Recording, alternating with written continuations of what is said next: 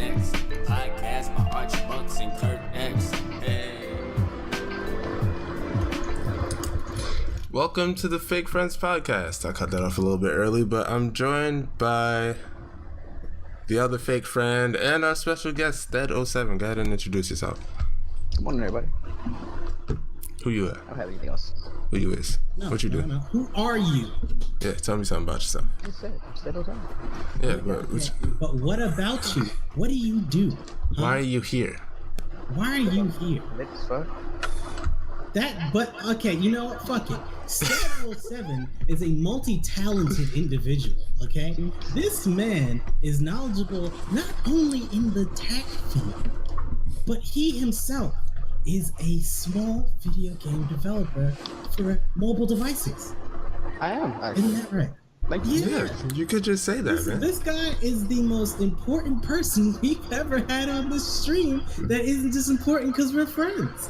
That's a lie, but I think he's equally as important, at least, as Ganji. Well, yeah, but yeah, Ganji did do the intro. Ganji was super important. Also, Ganji, but like Ganji's Ganji. Like, damn. Everybody, like Ganji's just up there. Damn. You know? Hey. But like, there's like tiers. There's like us, and then there's like Ganji instead, and then there's like Mikey and Cooper. Oh, did he? You miss Friendly and you miss Kyle. But I guess they're both trash, is what he's saying there. Not even worth mentioning. And Friendly is up there. Didn't even mention Friendly or Kyle. Nah, I'm fucking. Because they copied. If Friendly ever sees this, I'm fucking with him. Because I feel like that would bother him. So you just gonna forget me? Wow. You know what I'm saying? Anyway,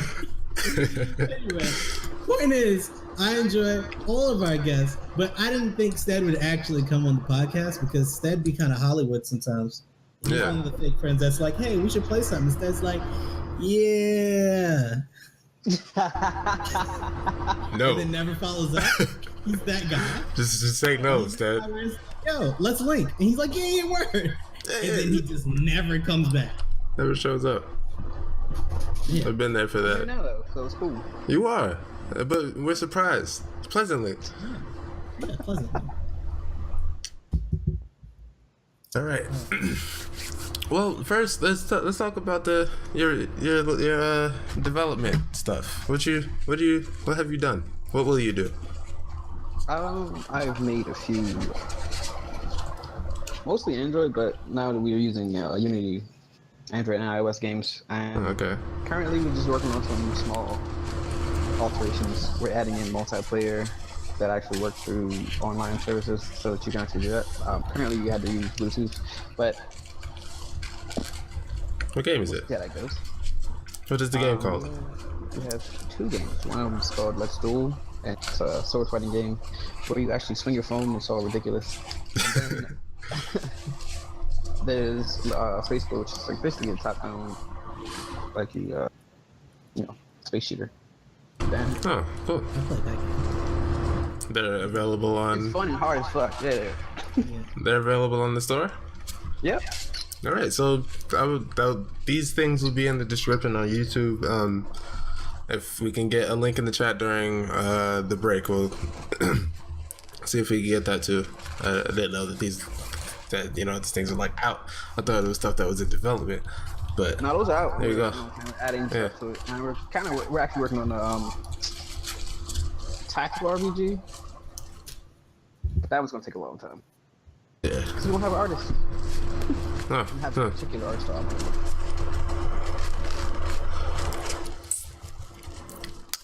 Well, I mean, there's a lot of artists out there. You gotta hit up Tumblr. Yeah. You gotta hit up Tumblr. I just started tumbling, and I don't even actually do that. So I'll work on that. Well, I don't know. I was gonna say, yeah, I'll shoot you some artists, but like all those artists are like, definitely super professional Hollywood dudes that have worked for like Capcom and stuff. So Yeah. I don't know. You gonna have to shell out rent money to get them to do something. Entirely too lit. I know a guy, but he's done some pretty professional stuff as well. I was actually trying to get him to talk to me about doing some art for the podcast, but he seems to be dodging me. Dipping and ducking in Rain. Rain, if you're watching, I'm gonna get your ass. I'm coming for you, Rain. I'm coming for you, Rain. We don't I was gonna do it on this podcast. So if you can avoid using that word for the next 2 to 3 hours, that'd be dope. It'd be nice. Gotcha. All right. You can say brother. Brother. There you go. Come for you, brother. I'm coming for you, brother. Yeah, that's the one. But, Let's get into some stuff. yeah. What's on the plate? As usual, I'm gonna start with Warframe. As usual. There've been some new weapons that were dropped that weren't even like, they didn't even show art for them at the TennoCon, and like they didn't talk about them on dev streams or anything like that. They just dropped them out of nowhere, which is a pleasant surprise during the wait for Plains of Eidolon. And I feel like that was the plan all along. The weapons that they introduced were, for the most part, super interesting. The Guandao being just basically a slightly weaker Orthos Prime. But the Lens and the Zakti are really interesting weapons. For example, the Lens is a bow. It's a Corpus bow that doesn't necessarily fire arrows and doesn't have a quiver, nor a drawstring. So you like grab onto part of it and you pull back, and then like some energy expands or something, and then you fire a projectile that, once it like lands at its target, creates a cold field that deals damage. Well, the impact deals impact damage every time. It's 100% impact proc, and then a cold field that's 100% impact proc. That's 2 instances of damage there, and then a third instance of damage is blast that always does a blast proc. That's wild. Sounds outrageous as fuck. It's pretty outrageous. You want the impact prop, just knock them on the one guy on the floor, and then the explosion is gonna knock the rest of the guys on the floor, and then the blast gonna stun them? The cold proc is gonna slow them. The impact just staggers them. So they'll stagger and then be slowed, and then it blows up. And it has the same crit level as the Dread at 50%, so you can get 125. Oh wow. 125% crit chance with Vital Sense? Yeah, I think. I think Vital Sense is crit damage. Oh, the other one then. Y'all know what I'm talking about if you play Warframe. If not, none of this matters to you. So, unless it does. If you think that sounds cool, get Warframe, level your ass up, and get you a lens. But the thing is crazy, and I think ours will be done building later today, so I haven't tried it out yet, but I've been watching videos about it, and it does a lot. It does a lot of fucking damage. It doesn't deal with armored targets whatsoever, but there are so many ways of dealing with armor in the game that, like, if you just happen to be using Ashe or Oberon or even Saren in some cases, you can strip armor like pretty easily. Yeah. Speaking of Saren, the Zakti, which is the dart gun that shoots gas darts that blow up, cause a gas explosion, which doesn't necessarily have 100% proc, but it is innate gas damage. Causes enemies to stagger, I believe, both on hit and when it blows up. And while they're staggering, it gives you the opportunity to go for a standing finisher. What's really good about that is it's a one-handed pistol, meaning that you can use it with a glaive. What's also really good about that is that Saren is a frame that exists.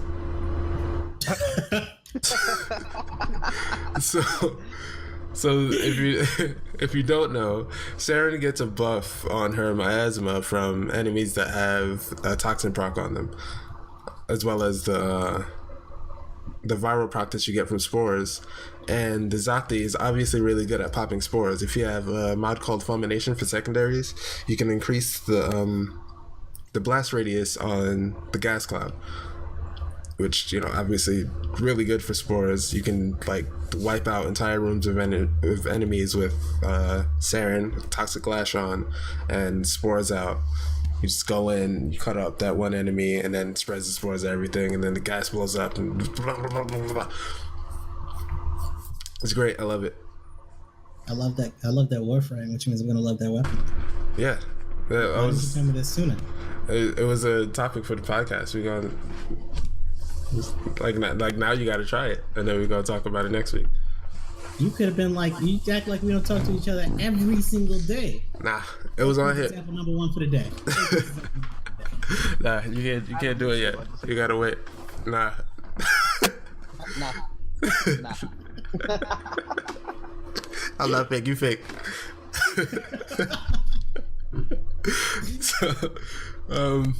So yeah, there's. I feel like there's a lot more to come with that. I believe you have a release date for, not necessarily a date, but a time frame for Plains of Eidolon being September. Could be early, could be late. We should assume late, but I feel like Digital Extremes has learned a lot from their mistakes. Okay. Let's be real. Let's be real. We knew Umbra was coming, right? Mm-hmm. And like he was like, Umbra's around the corner. It's gonna be a thing anytime now. What we didn't know was that Plains of Eidolon existed in any way, shape, or form. Are you saying that the whole Umbra thing was a bait to keep our eyes on that instead of looking at Plains of Eidolon? Yeah, I believe it was, and he did a really good job. Because Plains of Eidolon is very far into development. Like, I feel like even with what Steve is showing us, he's not showing us the latest builds ever. Because suddenly they just had an Eidolon, like, fully rigged up and, like, moving around. There was a short clip of a poor kid. That was like Steve was like over his shoulder teaching him how to fight the Eidolon. Mm-hmm. It was sick. It took a step and it sent out a giant shockwave. That's true. I mean, it's big. I feel like that's gonna be really annoying. I feel like you're gonna walk up to it, it's gonna take a step, it's gonna shockwave you, you're gonna get a fucking toxic proc and fall in the radiated water. Now you're dead because Warframe is random. Nah, but bullet jumping, none of it be in the arc lane. Yeah, you're gonna bullet jump, and then it's gonna hit you with the shockwave anyway. You're gonna fall super far into the radiation proc, and then they're gonna turn on fall damage. You're gonna be even more hurt. You're just gonna die instantly. Fall damage in Warframe. Yeah. Come on, man. That ain't no thing. Okay. Alright, moving on from Warframe though, because there's not much to talk about beyond that. Rivals of Aether. I picked up, well, I had this game for a while, but no one else had it. So I've just been playing online occasionally, and Coop happened to pick it up. You might remember him from a couple weeks ago if you've been watching the Fake Friends podcast every week, like a good, like a loyal fan, like a real friend. So most of y'all is fake, but we got some real friends out here sometimes. And yeah, it just reminded me of how good a game can be, because the amount of like effort and like thought and what's the word, mind stuff that went into it. Mind stuff. Mind stuff. Yes, mind stuff. Yo. Yeah. It come out the mind and to go into the thing. It was great. I don't think it's as serious as you make it seem. You do this all the time. I hate you, fake ass. Anyway. all the characters in Rivals of Aether, they're like these little animals, and they all have these unique mechanics. A couple examples being Zeta Burn, as you can imagine, can set enemies on fire. While they're on fire, smash attacks deal extra damage and have extra knockback. It also causes like this sick hit stop thing and puts a giant effect on the screen and everything. It's crazy. What else is there? Maple has this seed that she can put onto enemies, and a plant wraps around them, and if you smash attack them while they have the seed on them, it freezes them in place, so you have the opportunity to either run up and start another combo if they're low percent, or do another smash attack if they're high percent. I mean, that's the way that you would do it optimally, but you could do whatever you want, really. Yeah, so there's a yeah, I think we do have a clip of the game. I'm gonna mute that. Feel free. It's a raccoon. Yeah, it's Maple. Ori's coming to the game soon. Oh shit, it's Mew. Anyway. That's Ori of Ori and the Blind Forest. This is Ori's moveset and hitboxes, because this game has a good training mode, so you can actually see all that stuff. Okay. I'll move into the gameplay though.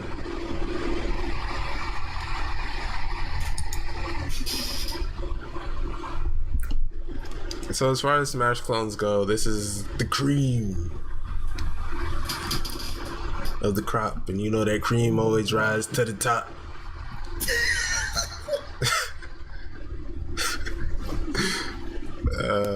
Yeah, it's a really good game, and I can't wait for Ori to come out. It's gonna be a fun time.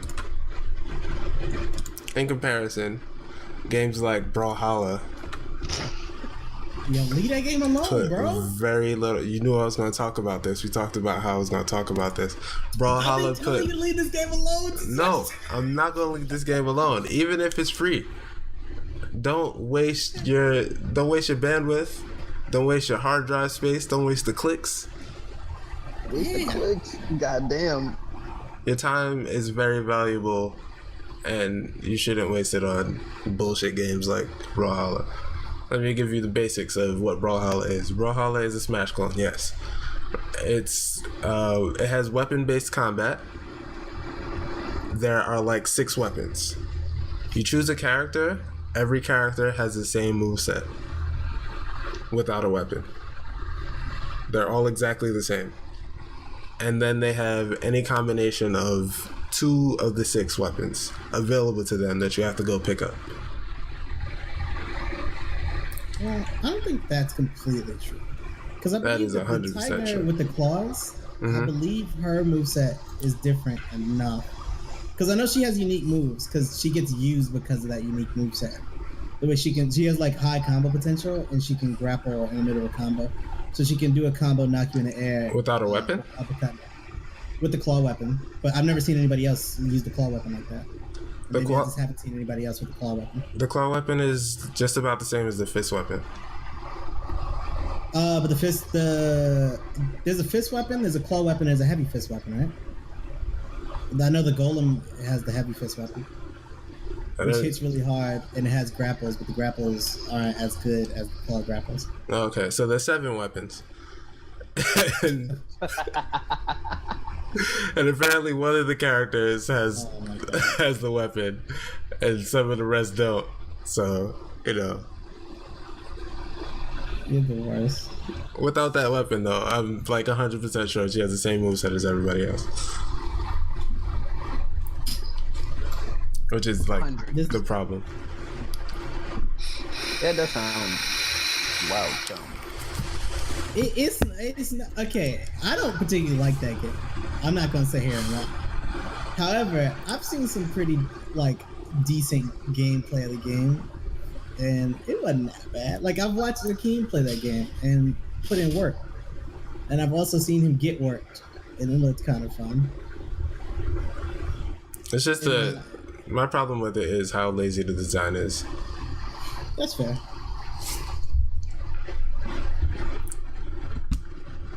That's definitely American Falco. Yeah. so Raster's moveset isn't like nothing like Falco's. The character that's most like that, Zeta Brand is actually has a more similar moveset to the Star Fox dudes.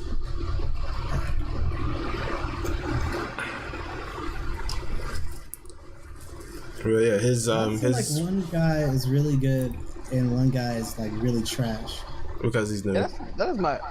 It's his first time playing. Watching people play games, like especially like you watch like developers play their games, and they're like terrible at it. Yeah, that shit always pisses me off. I hate watching E3 shit because the developer get out there and be trash as fuck. You be like, God damn it. Yeah. That's like remember when the I think Oryx, some raid was coming out in Destiny. They were like, this is the hardest thing I've ever done, and it's like the world first was in like 2 hours. Awful. But that's like completely irrelevant shit. Okay, the guy playing Ori just seems so much better than the guy playing anything else. Again, the second guy is new to the game. This obviously isn't the best example of gameplay, but it's the only gameplay of Ori that's out right now. Okay. I could have put up like some tournament footage, but yeah, I didn't also, but I wanted to show Ori. This other nigga is extra trash. Somebody might be familiar with Alfarad. He's good at smash clones. Oh yeah, I know that dude. He makes those really funny smash videos. Yeah, one-on-ones.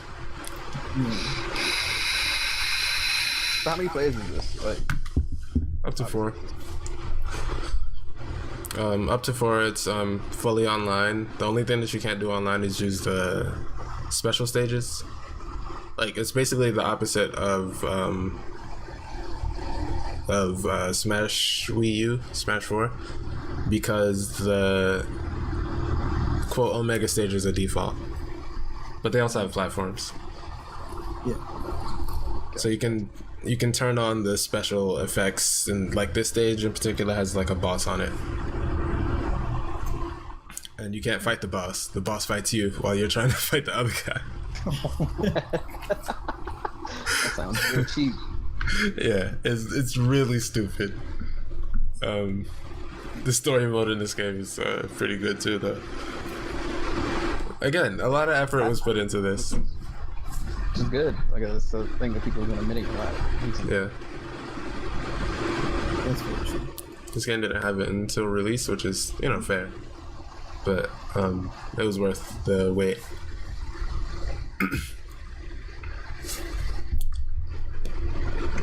So yeah, that's that thing. I do appreciate the actual super clones. It's a game.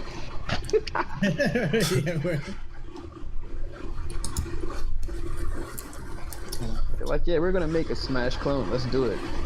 Right? We're not gonna beat around the bush. It's a Smash clone, and you're gonna love it. Yeah. Because it's Smash on PC. Yeah, and it's like very much, in my opinion anyway, it's very much better than Smash in some ways. There's some ways where it falls short, but there are no items. There are no items. I guess yet, but it's very much made to be played competitively. Well, obviously you can just get 4 people and get on the stage and do a bunch of shit. Get on one of those like not Omega stages and have a boss fight you while you're doing all kinds of stuff. But there's not like bomb bombs and beam swords. Is that why you think it's better? It's like it's a more competitive version of Smash as opposed to being a party game? It's the ways I think that it's better is in the character design. For the most part. It's in some ways. Again, there's some characters that I like better in Smash because they're obviously familiar characters and everything, but that's the thing about Smash Brothers. That's what I was gonna say. Whereas, that's kind of what these characters were all like a lot of them were made from scratch to be this. A lot of those characters in Smash are meant to be familiar like that. Yeah. And even while there are some borrowed moves, like you probably saw Zeta Burn doing Fox's recovery move. Fire! That move also sets your opponent on fire and sets you up for a strong ass I saw that smash attack. I was wondering why he was on fire. So do you get like does he get like more knockback on his moves if they're on fire, or does it just hit them harder? More knockback and more damage. So yeah, it just hits them harder in general.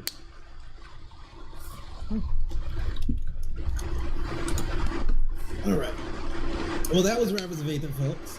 Yep. Grab it so that you can brawl out with the boy Kurdex and Coopert if you like. I probably won't be grabbing it because I'm not Smash Bros. I have Smash DS. And I don't even play that. Next up. Yeah. Next up is my weekly recap on Final Fantasy XIV. Let's go. Let's go. So, our raid group can do 1 and 2 fairly easily. However, one of our DPS came back, and so everything was kind of wonky because she's done 1 before, so we one-shot 1. Like that was easy. Okay. But we had to teach her how to do 2, and it was just an all bad situation. Whereas like we had to teach her how to do 2, and it was already late for them. I think we started at midnight for them. So like our other DPS is already tired and kind of stressed. But one of our tanks decides that at midnight he wants to grab a beer to start this off, and it just got really wonky. And it's like every time we wiped, one of our black mages got more and more stressed, and we like legit had to take like 5 or 10 because he was not happy about the situation. But we got that clear finally, and then we went back on to trying to clear Omega 3 Savage. And that shit is a gosh dang. I don't even know what to describe it as. Let me see if I can find the gameplay real quick. I should have done it earlier. But it's like a legit dance. Like, you really gotta know exactly where to stand or you wipe. Like 100% legit, no joke. Like one fuck up from one person is generally gonna be the entire run. But you cleared it though. No, we've never cleared O3S. Oh shit. So you start off, the markers that are there for a portion later, but you start up here, and like 30 seconds into the fight, she does something called Spellblade Holy.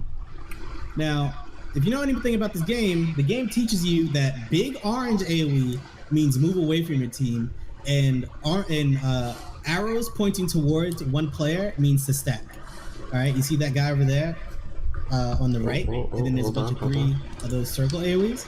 Yeah. And if you'll see, he's actually connected to someone. Now, what that does is swap you with the person that you're strapped to. So you have to disregard everything you learned and stack on the person who has damage AoE, because she swaps the places of the stack dude and the damage dude. And if you don't stack on the right person, either that one dude dies or everybody dies because they stood on the damage AoE. Oh my god. And then she does Queen Waltz, and when Queen Waltz is an ability that changes based on the playing field. So on the default playing field, she shoots a line AoE through everyone. And if you get hit by more than one, you're probably gonna die. You see how they all got half out there? Yeah. All right, and then she follows that up with haste, and then does a random ability of one of them is a circle AoE directly around her that hits everything. One of them is a line AoE that's Thunder 3, and the other one is Fire 3, which makes a big AoE around her with a safe spot under her. She follows that up with this playing field. You see the shield on the top, the shield and the green cross. Right. A tank has to stand in the shield, a healer has to stand in the green cross, and then it's parallel. Directly under her are the two red swords, and then a tank and a healer has to go to the other side. Everybody who is not standing on the correct marker gives vulnerability up and damage down to everyone on the stage. Okay? So the red markers that were above them during that phase is oink. And if you're not standing next to another person during oink, you get turned into a pig. You can't stand on your square. You take extra damage. So now you're going to take a bunch of damage, inflict vulnerability down and damage down on everybody else. And everybody gets fucked. So then she does playing field again and turns the floor to grass. And this time her Queen's Waltz doesn't do the blade. She instead straps thorns to a bunch of people. And you have to run away to the other side of the map to break the thorns. Or you take a couple bits of damage and vulnerability up every second. Now, one thing to note about this is on the upper left, you see how there's thorns on the ground? If you walk in those thorns, you take about 30,000 damage per tick, and you get slowed. So if you walk in it, you'll probably die. So you have to, when she does the field change, you have to see where the fucking thorns are, map that out. The tanks will go to the upper side. The DPS, the tanks and heals go to the upper side. The DPS will all go to the lower side, and you'll break those thorns that are strapped to you. She then does this, and then she does a place token, which summons a white flame. The white flame does about 30-something thousand damage per hit, and damages like a single target. So the tank has to grab it immediately because if it goes on a healer or DPS, it'll one-shot them. And the white flame has to be tanked on the opposite side of the map as the boss, because every so often it'll do this big white AoE, which heals the boss for 10% of its health every time it does it. Which means if it gets healed once, you're probably not clearing this. Then she jumps in the middle and somewhere in the middle of that, she does Mind Jack. And it gives you a direction. If you look near the middle of the screen, you'll see his buff bar, and on the right, you'll see an arrow that's pointing to the left. That means it's Mind Jack left. That means when Mind Jack goes off, he will automatically walk to the left, and there's nothing he can do about it. So he has to position himself facing towards his safe spot so that he can automatically run across the map and break the thorns. Then she's going to change the playing field again to this, where her Queen's Waltz, instead of doing the blades or the thorn thing, it makes it so that you see the gray ground. All of the gray ground erupts, does a ton of damage, does a stack of vulnerability down, and only the blue spaces are safe. She's then going to cast Ribbit, which is that big green AoE, and it turns everybody that gets hit by it to a frog. And the dragon is going to cast a Dragon Breath, which if it hits anybody, it's probably going to do, like, if not one-shotting them, it's going to do too much damage. And this is the first quarter of the fight. 1/10 according to Nam. This is a 10th of the fight. It's just like, and there's like, I think there's like 6 phases, and this is the third phase, right? Then she's going to do another place token. And this is where things really go to shit. So you see these demons on the side of the map with the big giant scythes? They all do a line AoE straight from where they're facing. And you have to see where all 4 or 5 of them are so that you can determine which one of these blue squares is the safe one. And if you don't, you'll take a bunch of damage. And if you're standing in the gray, you'll take that vulnerability debuff, and probably take damage from the line AoE too and just die. This is about the only portion of the fight that we actually have down in the 2 weeks that we've tried it. Now, granted, we haven't tried like every day for the 2 weeks because a lot of the raid group has busy schedules, but this is about as far as we get.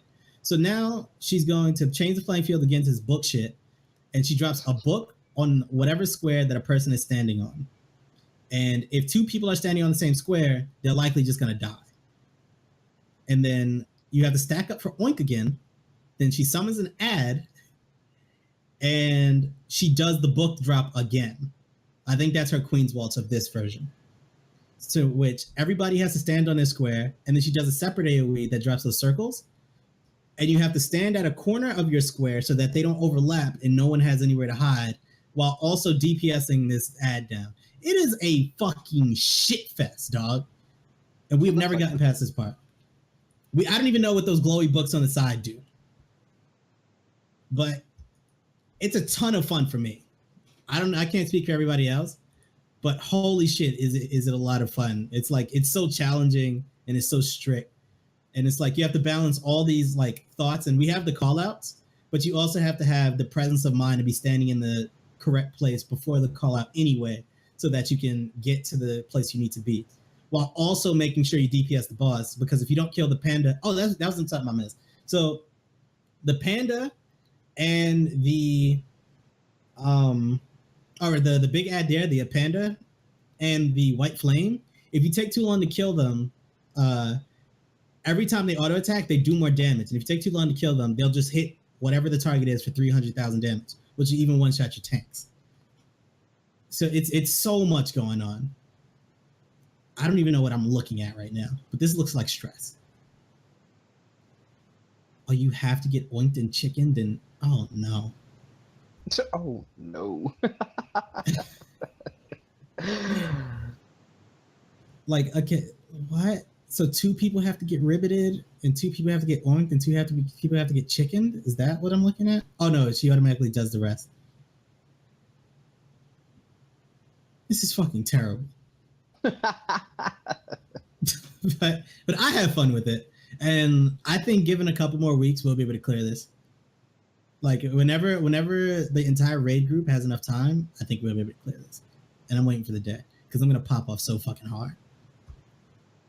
And this is only raid 3 of 4. So after we finish like learning how to clear this, we then have to learn how to clear the last boss. This shit's great. Shit. But yeah, that's what I've been up to in Final Fantasy. I stream every time we do the raid, and you guys should come hang out and check it out one day. You should. It's a very stressful situation. Yeah, super stressful. What'd you say, Gary? Why are you so quiet? Yeah, you sound super low. And yeah, right here at twitch.tv/Rushbox.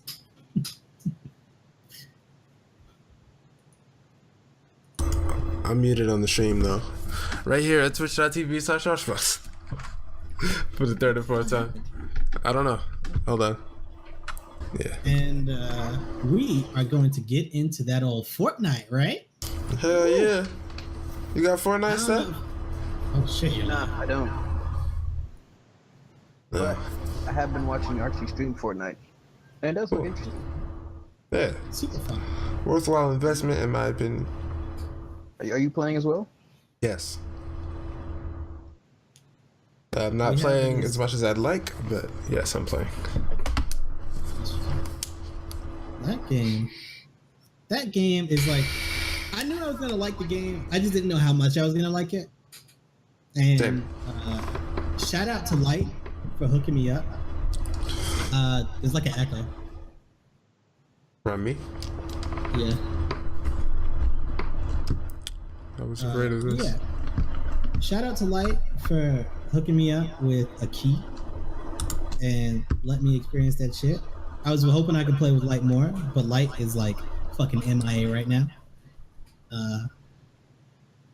But the way the game works is like you can't really leave anyone behind anyway, because you can change your heroes and your weapons, and you can be as strong or weak as you want to be, honestly. Yeah. I feel like a lot of times you get weapons that that just like aren't that strong, that you can just put on for missions to go with other people. Also, I'm pretty sure they dumb down your weapons depending on what zone you're in. Maybe. Because I know once I started going into the 19 plus areas, I start hitting. Yeah. I got lucky, and on one of my first couple llamas, those are like loot boxes. I got a hand cannon with ice damage and just mad damage buffs on it. And holy cow, that thing is like, I'm okay. And I also got a legendary soldier. And when I shoot stuff, it reduces the enemy's defense up to 25%. So I pull out the LMG, I bust a couple shots with that, then I switch to the hand cannon and just like shoot them in the face for max damage. And there's not much things that survive more than a clip of that shit. And that shit is great. There's like so many different weapon types. You get, and there's like each weapon actually has its own different set of perks. So even though that's like RNG and like there is a best one for each, there's still a varied amount of like customization there. I wish you could re-roll them. That would be nice. But that doesn't seem to be the case. But I guess if you get a second one, you could always just dismantle your first schematic and just use the EXP to rank up your new schematic. Because they refund a lot of that EXP.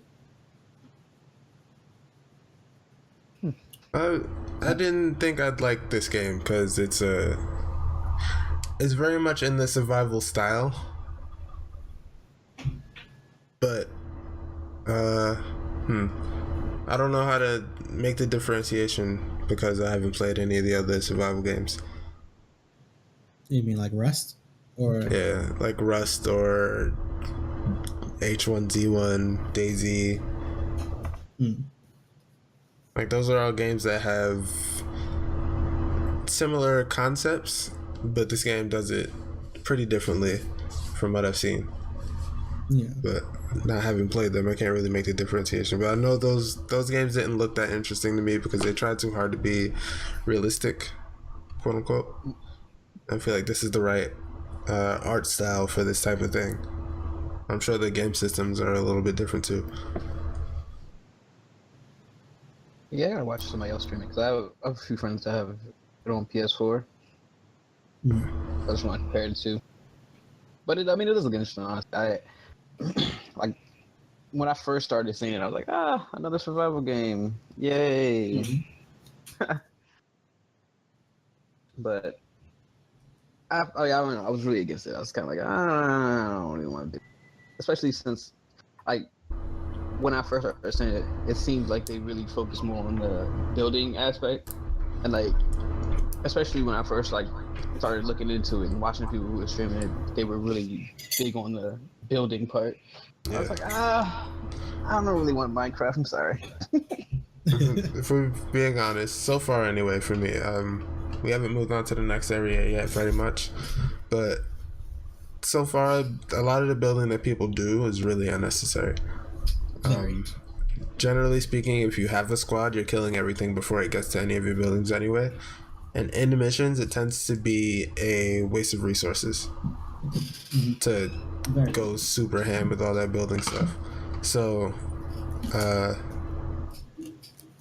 don't know, maybe later on it'll be a big deal, but the biggest thing on the building part is going to be building efficiently and rolling with a squad that is going to not waste a bunch of time doing shit that they don't necessarily need to be doing. Like if you got to go get your shit, go get your shit, but otherwise we can get this mission done and move on to the next one. Yeah.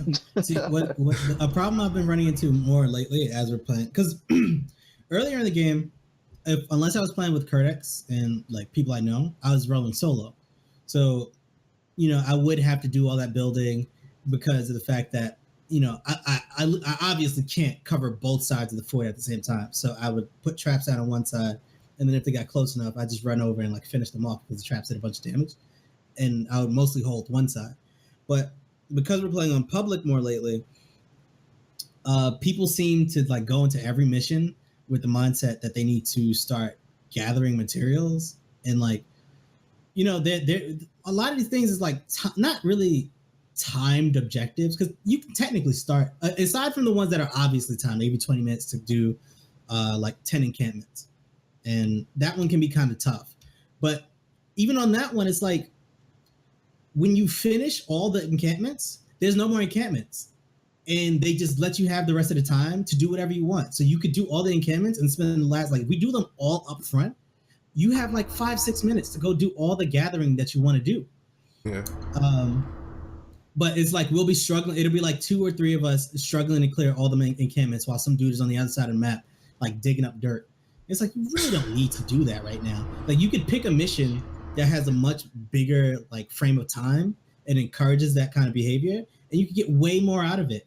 Like especially since there's a whole class dedicated to giving you more loot and digging faster and shit like that. And they're not even playing it. Like they're playing a soldier running around trying to get more stuff, and it's like just don't.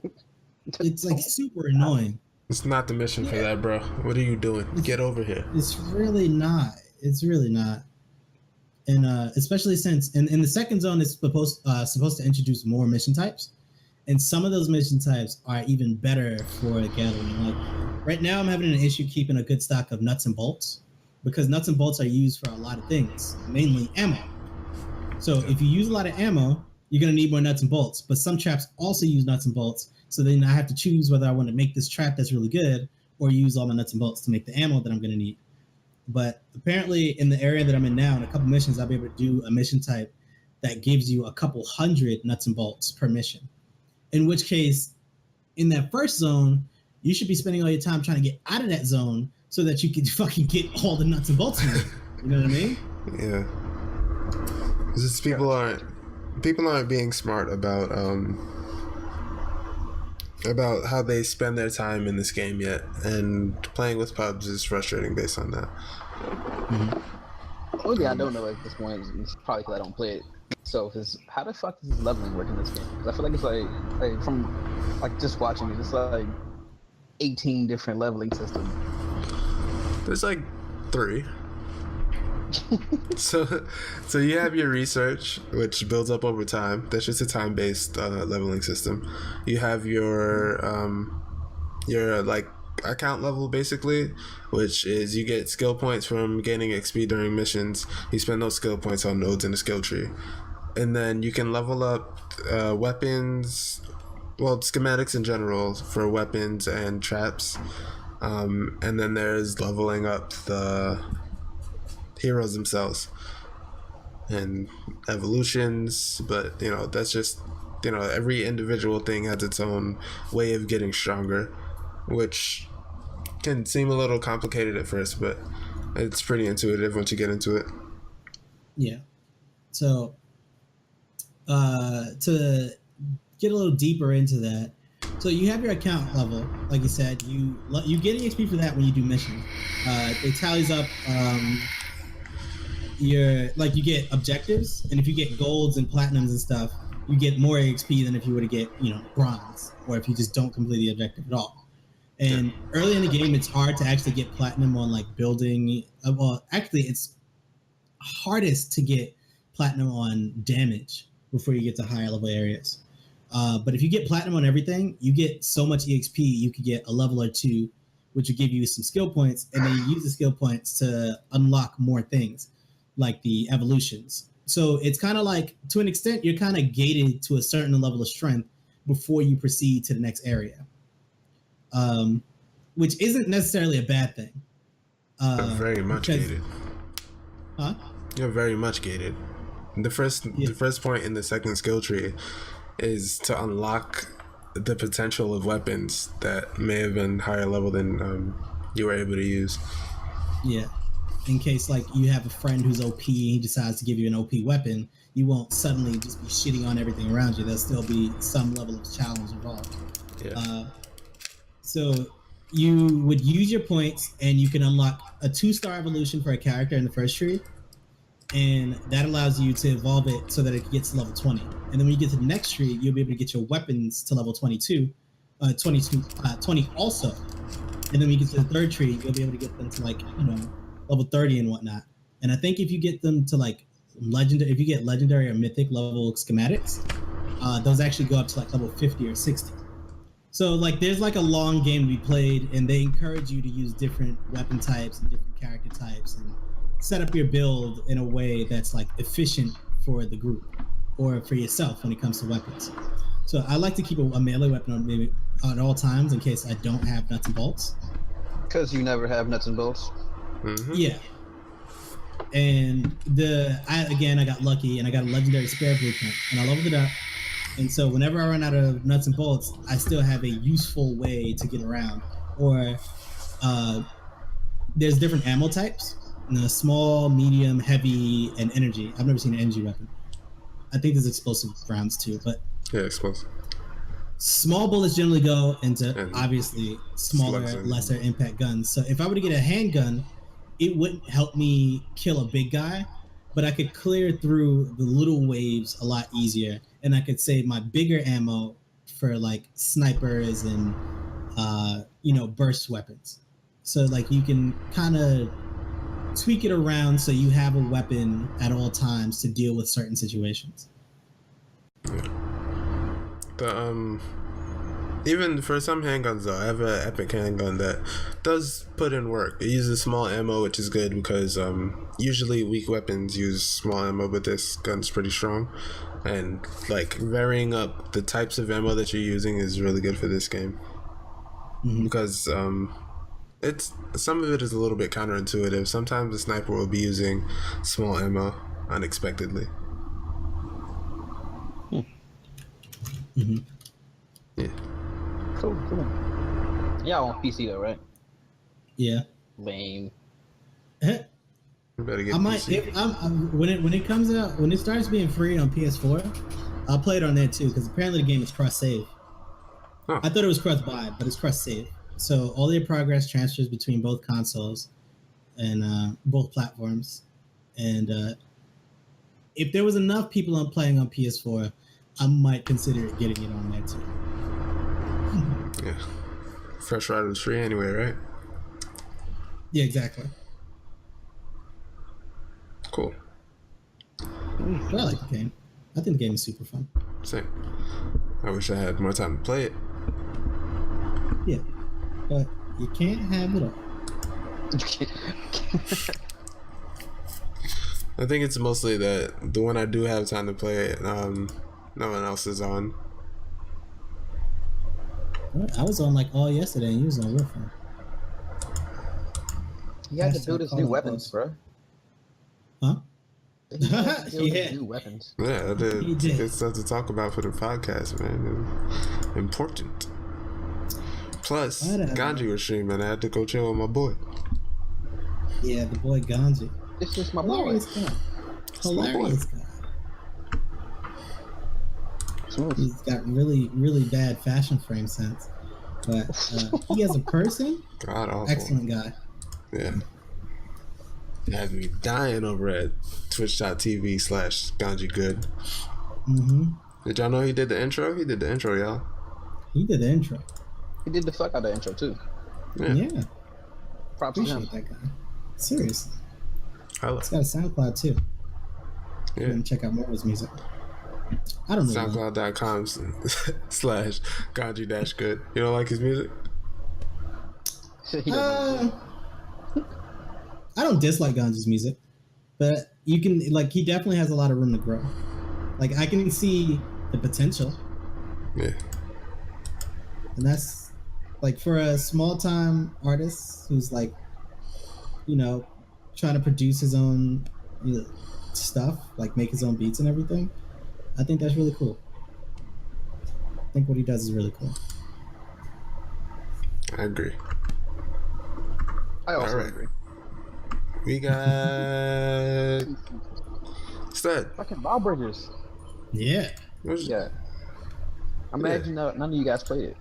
I'm upset with you both. Yeah, I'm upset with me too. I'm pretty upset with myself as well. And I'm gonna go ahead and play. I downloaded it. It's on my computer, and we just never played it. It's on mine too, yeah. I'm upset at Archbox for not hitting me up to play because I was gonna play by myself. I'm upset at Sted for not hitting me up because I wasn't gonna play by myself. It's definitely not something you want to play by yourself, honestly. Like, I mean, I found it very frustrating because when I got into it, they don't really give you any anything. They just drop you in there like, all right, go. It's a shooter. You should know what you're doing. And you're just like, nah, I have no idea what the fuck I'm doing. I don't know. I kind of like that. Right. I kind of like that. Right. I don't. I hate that. I hate it. I was frustrated as fuck because like I was streaming it when I was playing it, and one of my boys was watching. He's like, "Son, this just sounds stressful." I was like, "It is. It's only stressful because I don't know what I'm doing. Like I legitimately just don't know what the fuck I'm doing." Because much like Overwatch is very objective based, you have to do whatever the fuck the random objective is. So it's like get a battery and charge it on your base, or score this little ball into like a full, what I'm saying, goal or whatever. And it's just random, and like, they don't have any options as far as like choosing which one you want to do, or like what game would you want to do or anything. Like, now, I hope that's only because it's a beta, but I mean, they don't give you a choice in Overwatch either. they don't. But I don't know. They also don't necessarily have to explain those objectives. Yeah. It's kind of like capture the objective, and then you go and capture the objective. Push the payload, and then you go push the payload. They literally tell you what you're supposed to do. And it's super obvious. Everything's super obvious. Like, you don't really gotta think. It's a big ass fucking A on your screen. You can't not see that. Yeah, I see that. But after you get, acquainted with what the fuck you're supposed to be doing and how you're doing it, it's more of, at that point, just making sure you actually have a decent team comp, because it actually kind of matters in this game. And I didn't realize it until like I got kind of further into it. Like, I mean, you just pick whoever. I picked the first fucking character that you give you options for, and they have their own little skill set, just like Overwatch. I'm saying each character has different skill sets. I'm saying do different abilities. But one thing I don't like is that it's two teams, so it's like the lawbreakers. I mean, there's the law side, which are obviously the law enforcers, and then there's the breakers. And there's a different character model, but the characters are the exact same. So like, if you pick the enforcer on the law side, he plays exactly the same as the enforcer on the breaker side, and it's just like, I guess, but it's still. It kind of has to be that way, though. It doesn't necessarily, because I was thinking it would be something like. I was thinking it would be something like Counter-Strike, where like they're basically the same, but you have slightly different options for what guns you have on T side versus CT side. You have the AK or you have the M4. You have the USP versus the Glock. But do they do the same thing and just with different names? Because if there's a difference in their capabilities, wouldn't that mean that one of them would just be worse than the other at different things? And then it's random what side you're on. Not necessarily. But then, but like having that variance can help you build that character to your playstyle or cater to how you want to play that character. Because like, you don't necessarily want to be in the shit. And like, say for example, if you're playing a healer, the healer works pretty much like Zenyatta, honestly. You just kind of like throw your little heal thingy. But you got to be near the person or like line of sight at least.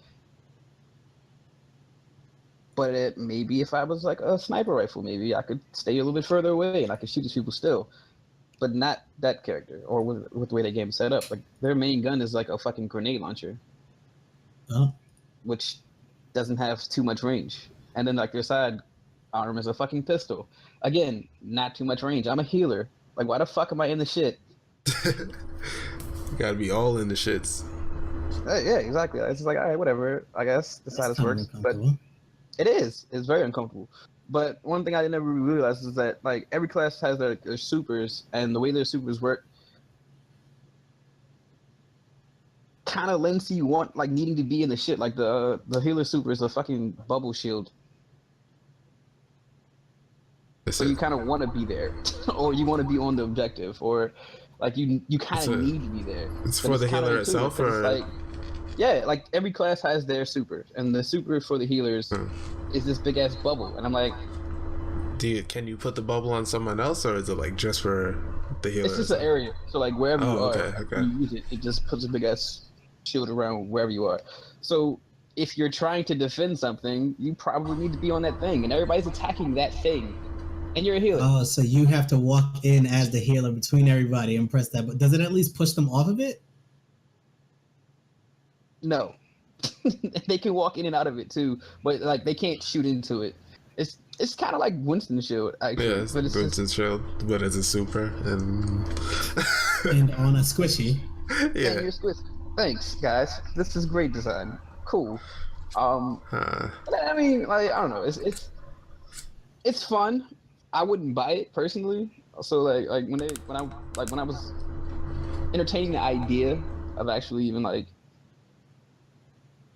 looking at it when it first like started announcing it or whatever, I was like, all right, cool. This seems cool. And then like I played the beta and I was like, all right, this should be free. And then I heard it wasn't, and I was like, all right, well, I probably will be playing this when it comes out. Oh, right, because it's not going to be free anymore at all. Right?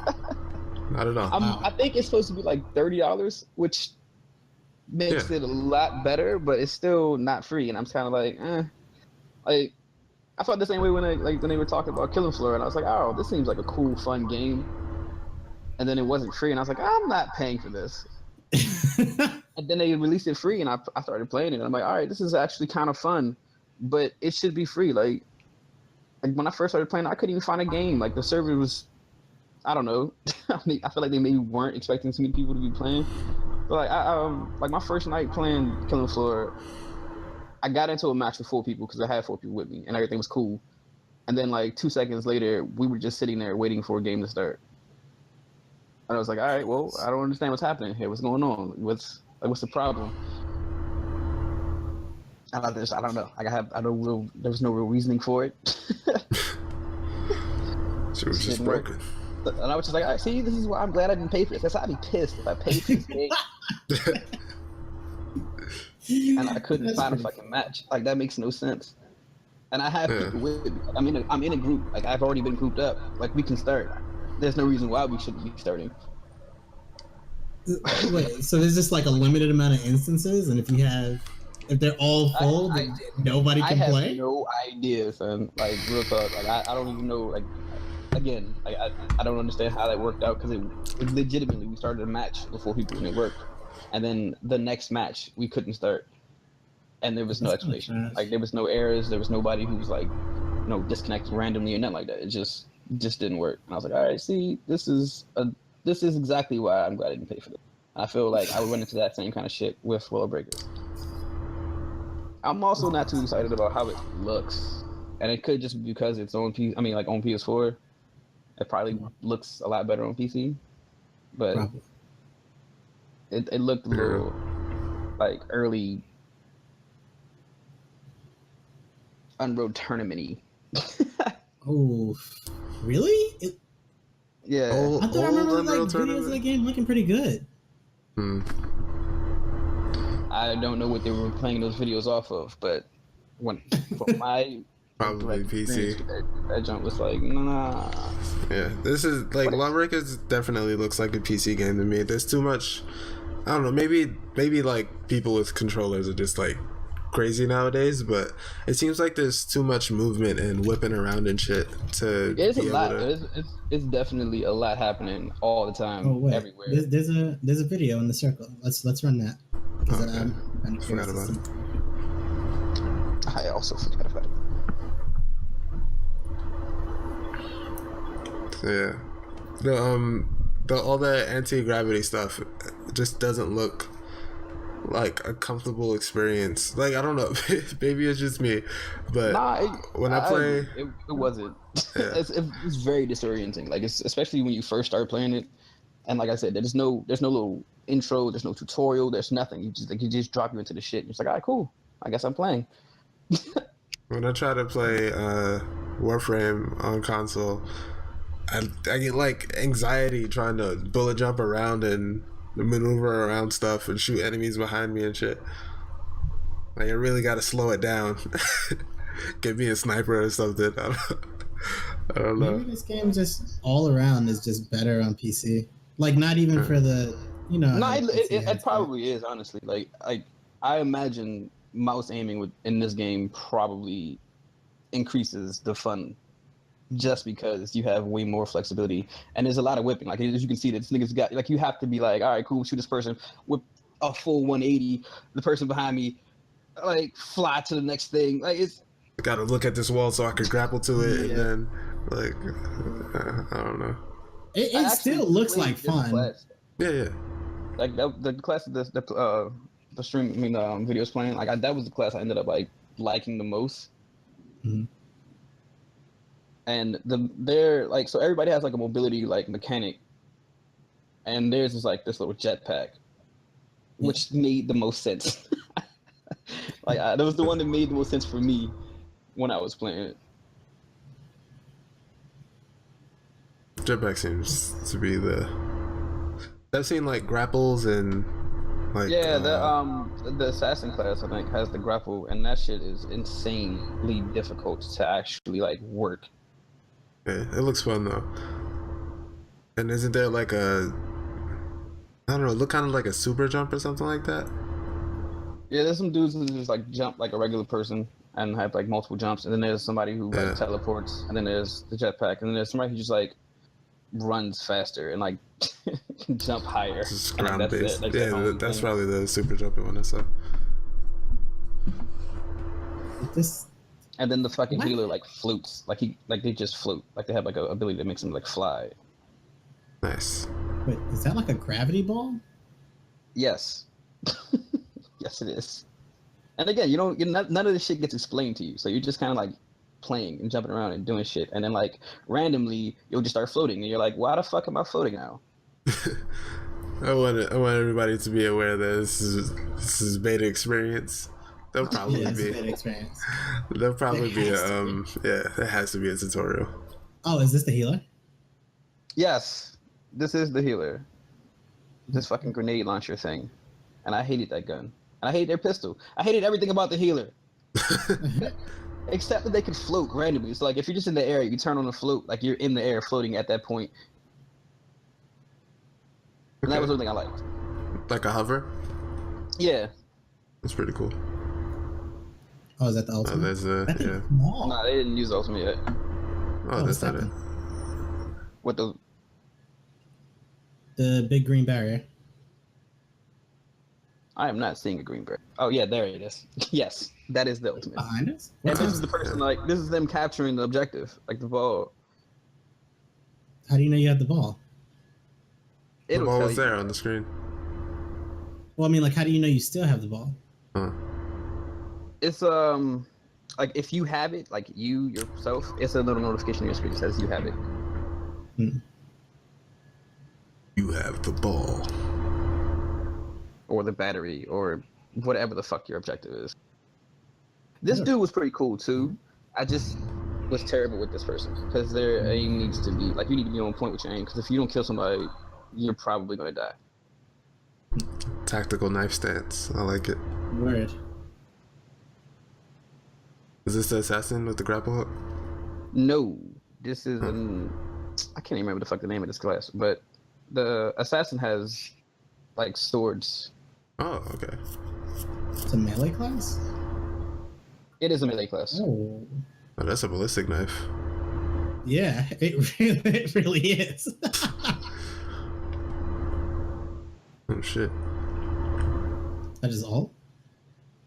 And then there's like a little defender class that has a shield, much like a Titan actually, but it's just a forward-facing shield. Oh, the boot. I had a boot print on the screen. Das Boot. And his dude super is like he could slow people down. I hate that boot, dog. Like that shit is so annoying. It's so disrespectful. It's just a big ass like boot print on your screen.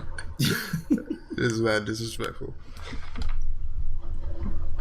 So it doesn't look like a game that I'll be buying, at least not on release. Like I'm not gonna be super excited about it. Nah, I wouldn't even recommend that, honestly. I feel like they got like a lot to work out. The maps are cool. I mean, they're very arena-like. Actually, kind of speaking of Lawbreakers, I think it's out today.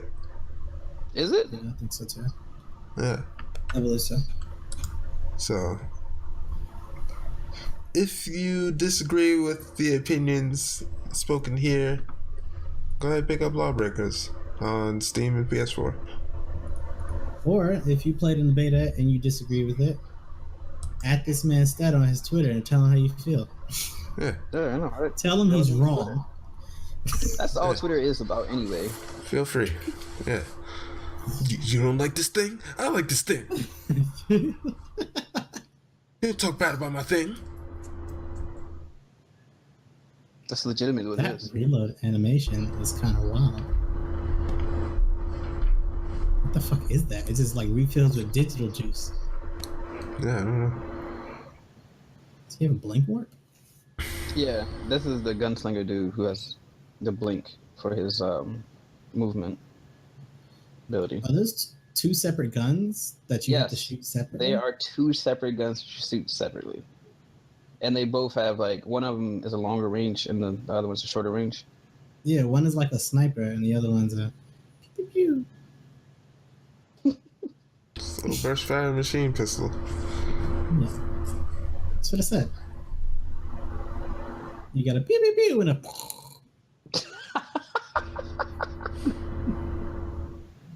Yeah, you should make gun sounds. Uh-oh. Oh. Oh. Hey. Oh. Can you grapple hook onto people? I've never tried, and I've never seen it done, so I don't know. Oh. Oh, they have a little boosty thing too. But I guess their primary movement is or rather their quick movement is the grapple hook. You get grapple charges or something? Probably on a cooldown. This guy's not really good. Yeah, it does have a cooldown. This guy's not really good with the grapple. Yeah. 3 second. There's a 3 second cooldown on it. And it looked like you grappled that guy. Yeah, it did. I forgot what game I was playing. Oh, I think it was Call of Duty. You could grapple people. But yeah, I was really bad at this class. Like, I was terrible at this class. Yeah. Melee classes are always a little difficult to get into in these types of games. Yeah, I mean, I don't know. For me, it was just way too much happening, and like I could not get close enough to people. Yeah. I feel like everybody's guns is way more OP than this person's sword. Well, because they're guns. I mean, yeah, right? it's just like They were shooting you before you got there. you're just making it seem like this is like obviously this is class's thing. Like, you're supposed to be able to just like running up on people all crazy. Yeah, you gotta like be very conscious of what angles you go at people and stuff. Yeah. I don't know, man. It's still look kind of. I wouldn't buy it because I don't play PvP games like that. But I regret not playing it like in beta. Yeah. I mean, like I said, it was a worthwhile experience just to play it. But I guess I wouldn't buy it either. Like, having that experience, I was like, I don't think it's worth my money.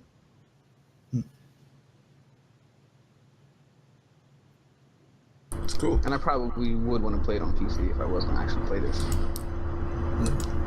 I can see that. I don't know if I haven't played it in Returnment, but it reminds me of that a lot. I haven't. Yeah, I have. This guy. I don't know.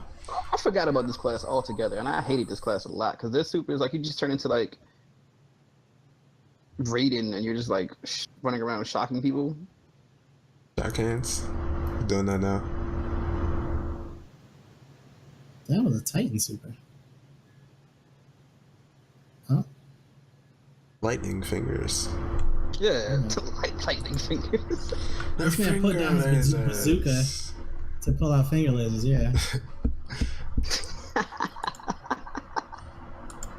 All right. Kinda weird. Gotta love those finger lasers.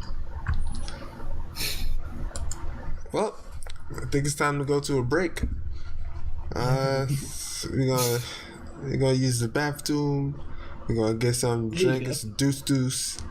Get There some, you go. Use the Archbox terms right now. Get some snacky snack, yeah. Get snacks, deuce, use bathroom. And we'll be back in 15 minutes or less. I guarantee it. Yeah. See you in a little bit. Guarantees it. This man got a beer? Anyway. Welcome back. To the Fake Friends Podcast. We're back from our break. I had granola and some mango juice. I grabbed a Pop-Tart. Pop-Tart! Pop-Tart! I was gonna buy Pop-Tarts and decided to not to. And now I regret it. Damn. Well, now we're gonna talk about the news. Woo! The news. The News. The news. So, this week in the news, Donald Trump still kissing Putin's ass. JK. Oh my God! Shut up. JK. That's not what this podcast is for. You got a This platform. week in the news.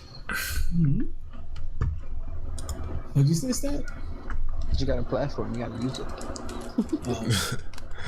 Not yet. Let's start with Destiny 2 in the news today. Apparently, it's not gonna be any character creation for imported folks. Yay! So you gotta start over. Yeah, which is like, on one hand, not a big deal, but it's like kind of annoying because the main reason it wasn't a big deal to not be able to customize your character after in the first one is because it's not like they add anything new. You made your character, you know what it looked like, and it's like you made the best of what your options were in the beginning. They're going to be adding more customization options in Destiny 2, and it's kind of a bummer that you won't be able to like do anything else with your character. Now, I decided to load up the comments to see what the Destiny community felt about this, and the resounding opinion here is that it doesn't matter, and if you want to look different, then you should just make a new character. And it's like, while that is all true, and the character's face is generally hidden by a helmet anyway, I, for one, would have liked to try out some of the new things that they're going to be adding, whether it's new hair or eye colors or whatever. I don't see why we couldn't just have, like, you import your character and then it just ask you if you want to keep that appearance or if you would like to edit it. I don't see how that would be a big deal. Like, if, like going straight from import to character creation. Sounds like it might have been an oversight for the way, like, if they had developed the character creation completely differently at its core this time, then it could be that it's just not possible for them to do that without putting a bunch of work into coming up with some kind of conversion system. That's the only reason I can see for them doing that, honestly. I mean, that sounds reasonable enough, but I agree. I mean, like, why not? Like, especially if they're more than likely are going to act. Why wouldn't you give people who you've been like? And that's one of my biggest issues with Destiny. Period. Is that I feel like every chance Bungie gets, they just fuck over their day one players. Like, it's just like, we already got y'all money, so I really don't care. Yeah. Again, it's not the biggest deal in the world, but it is. Yeah, it's very much that. Just like, I'm not super hurt that it's not there, but I would have really enjoyed being able to go through it on my old character. Yeah, would have been nice. Maybe for like people that like to role play, there's like scars and stuff. Maybe you want to put a scar on your character because it's Destiny 2 and the attack, and you got mushed with a foot and fell off a mountain.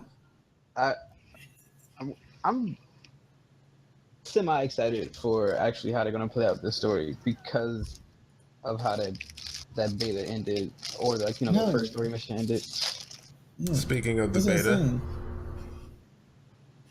the coming beta, the PC beta. Yeah, the coming beta, at very least on during the beta, will not have. Well, not that it won't have support. It will be blocking third-party apps altogether. This means that you won't be able to use game capture on OBS, which I feel will lock a lot of people out of being able to stream this game, because using window and display capture use like almost twice as much resources. You won't be able to have your Discord overlays.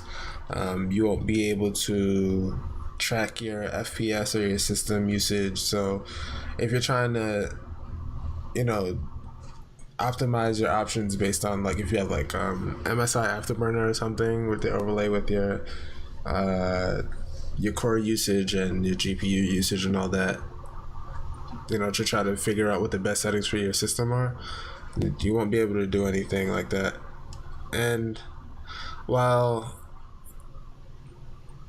their reasoning just isn't justified. Is my point. Before I even say anything, I'd like to clarify that while these restrictions are going to be present in the beta, from the way it's worded is it will be there, period.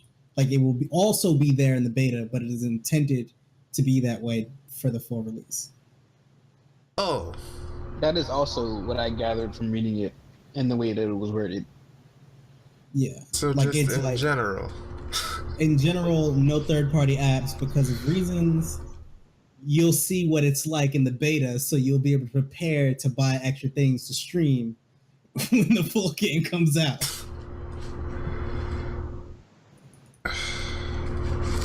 And like the cheating thing, yeah, everything you got to do to stop cheating. But I feel like some of those things can be dealt with a little less heavy-handedly. Everyone else already does this. They just make exceptions for safe apps. Yeah. Like, obviously, if you're injecting into this program, they're going to see what it's injecting. And if it's not something that's recognized, you're immediately booted for... It's like, whoa, we don't recognize that. You're going to have to stop that right now. Yeah. It's kind of like how older Nexon games were with, like, Game Guard. Yeah. Like, you couldn't even run, like, certain antiviruses because they thought you were cheating. Yeah. A little bit smoother on the anti-cheat these days because... So, I guess they more developed the... What's it called? The process for, like, finding injections and shutting them down or, like, recognizing that they're safe. Yeah. There's probably like a list of like approved apps and shit. Yeah, probably. But and what's super weird about it to me is when they were like, yeah, and it's gonna be on the Blizzard platform, everyone's like, yeah, fuck yeah, it'll use the same stuff as like Overwatch, and no one's gonna be allowed to cheat and this and that, and now somehow it's like way stricter than it is on Overwatch, and you can't fucking do anything. Way stricter than it needs to be. I feel like even Overwatch is a little bit strict on it because game capture doesn't even really work on Overwatch. Like, it works, but it doesn't work very well on OBS, and it's a strange decision that I don't understand the point of. And it just looks bad on them for a PC release. Like, I'm sure there's a ton of people who just aren't going to get this game or aren't going to be able to for a while because, like, whether it be they want to stream it or... I don't know. They really shoot themselves in the foot in that one. Yeah. And it hurt. They're going to feel it. Like, if I was unable to stream, if I was interested in buying Destiny, it's obviously a very streamable game. And then if I was unable, if I like found that I was unable to stream it, like, it would put me off of, like, I'll buy it once they fix the shit and I can actually stream. There's a lot of people's like lives revolve around being able to stream a game. Mm-hmm.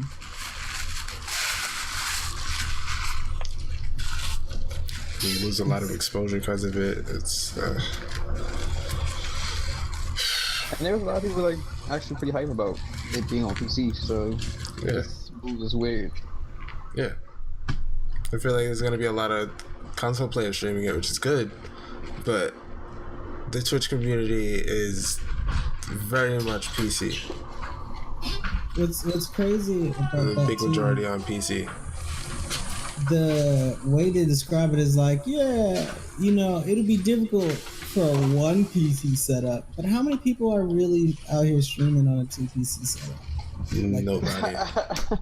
Like, the 1% have 2 PCs. The 1% and Friendly have 2 PCs.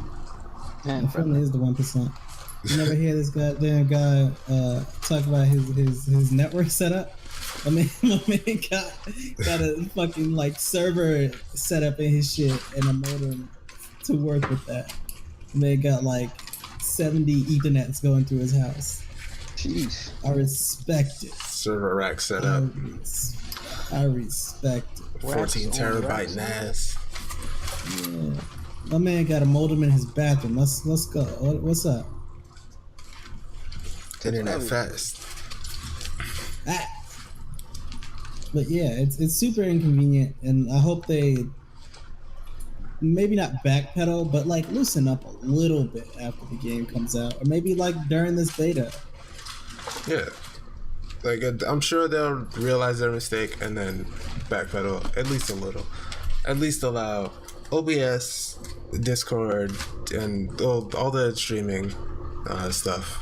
But I know for sure that OBS uses some form of injection because I can't run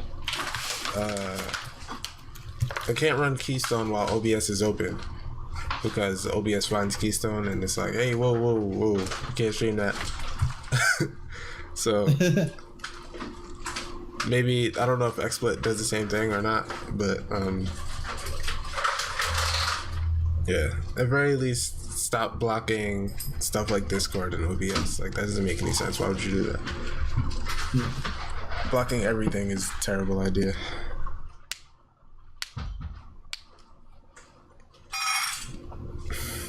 Ah, Bungie.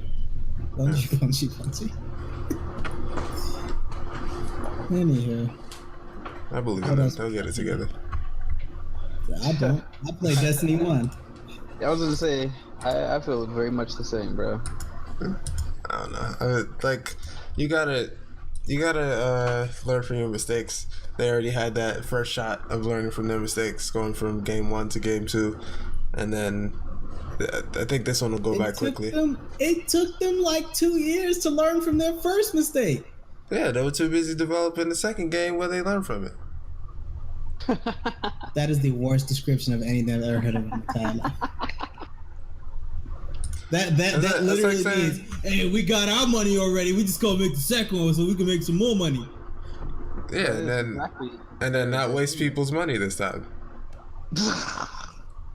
Okay. But what about the money I wasted? I'm not buying it until after year 1. I'm sorry to both of y'all for buying that. I wasn't gonna do it until after the first expansion on that one, and then I still did it. I mean, you made a good decision, honestly. I'm doing the same thing this time, but I might actually get it because it's on PC. I felt like you was gonna say that, but I meant to ask if you actually even played Destiny or at all. It's in the house. On PS4, right? Yeah, Ducks. Oh wait, yeah, and since it has the Xbox One version. I played both. It's still Destiny. I don't know. I didn't have like the full experience, but if they're not like gonna be stupid about this PC release, then it should be worthwhile, considering that they made all the stupid mistakes that nobody likes, and it looks like they're learning from it until they drop this stupid shit. But then, they're gonna learn from this too, right? Yeah, right. They're gonna back it up 2 years later. Damn. So I guess I'm not getting this one either. Comrades, though. Oh, are you gonna say something? No, I was gonna say by then they'll probably be working on 3. So. And then learn from me. It's gonna be great. Third time's a charm. Third time's lucky. Final Fantasy 15 Comrades just had a playtest, or is currently having a playtest. Archwitz is playing it. It looks like a ball of fun. So I'm gonna start the video. Okay. So Final Fantasy 15 Comrades is literally what it is. Like, it's Final Fantasy 15, but it's multiplayer. It's got a full character creation, as you can see. It's got a couple hairstyles. It's got a couple pieces of clothing you can choose from. You can choose from a couple tattoos. You can choose to not have tattoos. But what's really important is it has a full-ass character creation, like, slider list. Okay, like you can do your fucking like forehead, you can do your eyebrows, you can do your nose, you can do your mouth, you can do your arms, you can do your legs, you can do your body, you can do how fat you want to be, you can do how muscular you want to be. You can be tall, you can be short, you can be like you can change your eyes. Like I was playing earlier with a guy who had that hairstyle, but it was pink and he was chubby, and he like changed all his eyes, and he was like an Asian dude, like actually, and it was really sick. This guy has a chocobo costume, and it is. I would probably be that. That would be me. So great. Yeah, is that why you clicked this goddamn video? Yes. Also, all the other ones were by this zombie dude. That's an old term that we came up with. You remember it? Okay. Yeah. And is this guy not a zombie? I don't know, but his like green screen was messed up, and he just talking all obnoxious. I don't even want to I'm mad I clicked on one of his videos in the first place. Oh, okay. Don't want to support him, but yeah, this looks really cool. I'm a big fan of chocobos. Chocobo costume for the win. Yeah. But more importantly, all right. So my first impressions. Stop. You get to choose from 4 weapons. I believe at least one of them, the katana, wasn't quite available in the main game. You can choose between the katana, this shuriken, the dual daggers, and a club.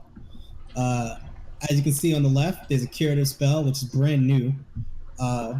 Because usually you would have to use potions and phoenix downs and shit. But you actually have the ability to use magic instead of magic flasks. And the combat works. Chocobo costume. He really is that. Go ahead, my bad. They added this. They re-added a mechanic to Final Fantasy 15 that is also present in this version, which is the chain strike mechanic, where if there is a criteria to meet, and then the screen goes blue, and everybody can continue to like warp strike and do like crit damage, like infinitely basically. Where usually warp strike drains MP. As you do the mission, you'll kill monsters, you'll travel around the area, there'll be plants and stuff to gather. When you kill monsters, it'll drop food and materials. And then at the end of the mission, much like Final Fantasy 15, you will use those ingredients to cook a meal that will buff you for your next mission. I don't know if it's going to work like this always, but right now you queue it for a mission, and it queues you for that mission, and then you go, you eat, and it gets you into another mission, and then you go, you eat, and then you go into a third mission, and then it ended.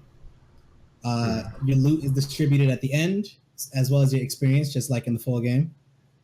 And it's like, it is exactly the same exact combat style, just a little more convenient in some places. And the added thing of like your teammates actually possibly being smart because they're people. Yeah. Oh boy, he hurt. He's super hurt. Oh.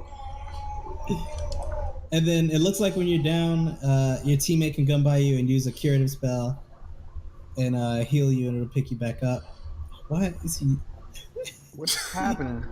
Don't hurt. What's going on with that? Oh no! I think he's trying to do something that he's. Oh, maybe he's trying to attack because you can't attack. Or maybe he's spamming block. Anyway, there's also a. He's getting shit on. There's also a what is that thing called? No. Like the pre-formed speech thing that you can like tap at a button and it'll auto translate. No, not auto translate. That's in Final Fantasy. It's basically the same thing, right? Jeez. It is essentially the same thing, but a lot of games don't actually translate it. Oh, okay. But you get a set of phrases, and you can pick them, and they're actually really good, and you can actually communicate very well with them. Outside of the like boosty emojis, there's like greetings, and there's like little conversation things. You can ask them what kind of weapons they like to use. You can basically pick roles based like using that, and I think that's like super cool. for people that don't have a keyboard, they can still communicate like relatively quickly and very efficient. Oh yeah, he's showing them now. Well, he's showing the chocobo stamps. Those chocobos are drawn so fucking weird too. It looks like Big Bird. Yeah, and cactar stamps.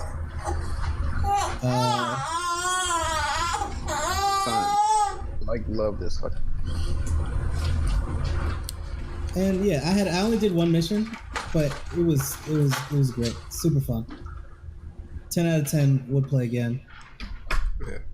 For people that like Final Fantasy 15 in the first place, if you want to play with your friends, this looks like it's going to be great for that.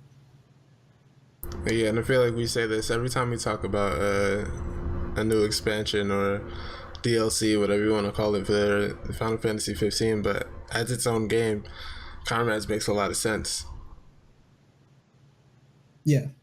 Like, it's actually like that's the only reason why I'll continue to call it expansion, unlike Destiny, where they call their DLC expansions. Where it's like, not only does this like expand the actual world, because they've really been pushing this idea that Final Fantasy 15 isn't just like a game, it's a whole universe that they created and they're going to continue to add to. So this game actually takes place after the movie, and I believe after the game. Like the after the ending, there's a couple events, and this seems like it takes place directly after that, and well, like the near the end of the game, not the very end, at least. But these are the remainder of the Kingsglaive unit from the Kingsglaive movie. A lot of stuff happened, and basically they're trying to pick up the pieces. And the Royal Sigil things that I was talking about before are exactly what I thought they were. So when you unlock a new Royal Sigil, it upgrades your abilities. So one of them allows you to cast 2 offensive magics. I think one of them allows you to do a regen healing spell, and I forgot what the other one does. But you'll unlock even more magic in general using that, presumably, because there's going to be a way to unlock like Sith lightning, where you shoot thunder from your hands and shit. More finger lasers. More finger lasers. I mean, you gotta have that. Yeah. It's essential. Like you gotta have this fucking costumes. Yeah. Stop. It's a must-have. I need it. Mm-hmm. They should make a Cactuar costume too. There has to be one. There's probably gonna be a Cactuar in the mobile one. In the beginning, he was fighting one. That was the like training dummy. Some metal okay. Cactuar. Doesn't fight back. You just beat it up, practice your combos. Which is also super nifty, because there's so many. Yeah, he walked out. There's a lot of like hidden combos, because like the combo system is simple. It's you basically hold like square or something and they keep attacking, but if you press back, they dodge back. You press left, they dodge left. If you press forward, they do a dash. However, a lot of times they don't tell you that if you press back and hold back, it does a charge attack, or if you press back and then hold forward, it does a different charge attack, or if you press left and then press back, maybe it'll do a different combo, and then you can press forward and does another combo or dashing. So there's like a lot of exploring to do, even though the combat system is very simple. Like it's no God of War, but it is a lot more to it than just holding square. A circle, because square is block. Yeah. It does look fun though. I really wish this game had come to PC. It's coming to PC. They already released the tech demo. Nice. I might get this game on PC, because this game like doesn't run that great on PS4. I want to play all those expansions. Like, I'm not, like, at this point, I'm like less and less interested in the actual base game itself. Which is kind of a shame, because without the base game, a lot of this stuff is less, like, period, less fun, less interesting. Yeah. Like, if you don't watch the movie, this whole Kingsglaive, this whole like Comrades thing is a lot less hype, because your boy Nick's put in so much fucking work to make the dream. But like, you watch the movie and then you play the game, and it adds so much more depth to the game. You watch the anime and it adds so much more depth to the characters. You play the game, it adds so much reason to the comrades thing happening. Like I think they did a really good job. Like as much as they kind of flubbed with the storytelling of the base game itself, not because it was bad, but because it wasn't complete. Kind of like how, like, you know how like when you play Destiny, it's like I don't really know what's happening, and this looks like they needed more time. Whereas like with this game, you know exactly what's happening, but it feels like some of it is like rushed and skipped. Like a lot of characters kind of just disappear and then they reappear and they're doing different things, and you're like, well, you had a fucking change of heart, huh? But like part of the expansions is that itself, actually. So they added a couple more story missions to flesh it out, and then they added like through the expansions it tells some more backstory and gives you a little bit more of the world. And they're all $5. It's $20 for the entire bundle. Like, and they're like, so far they've been like a couple hours max. But you know, it's like what you expect from a $5 DLC. Yeah. Except for this. This looks like it's going to be a full fleshed out thing. Talk about getting this guy. Please never link this man's videos ever again. I like that guy a lot. Anyway. It looks like a great time, and it's something I'll have my eye on when it comes out on PC. Mm-hmm.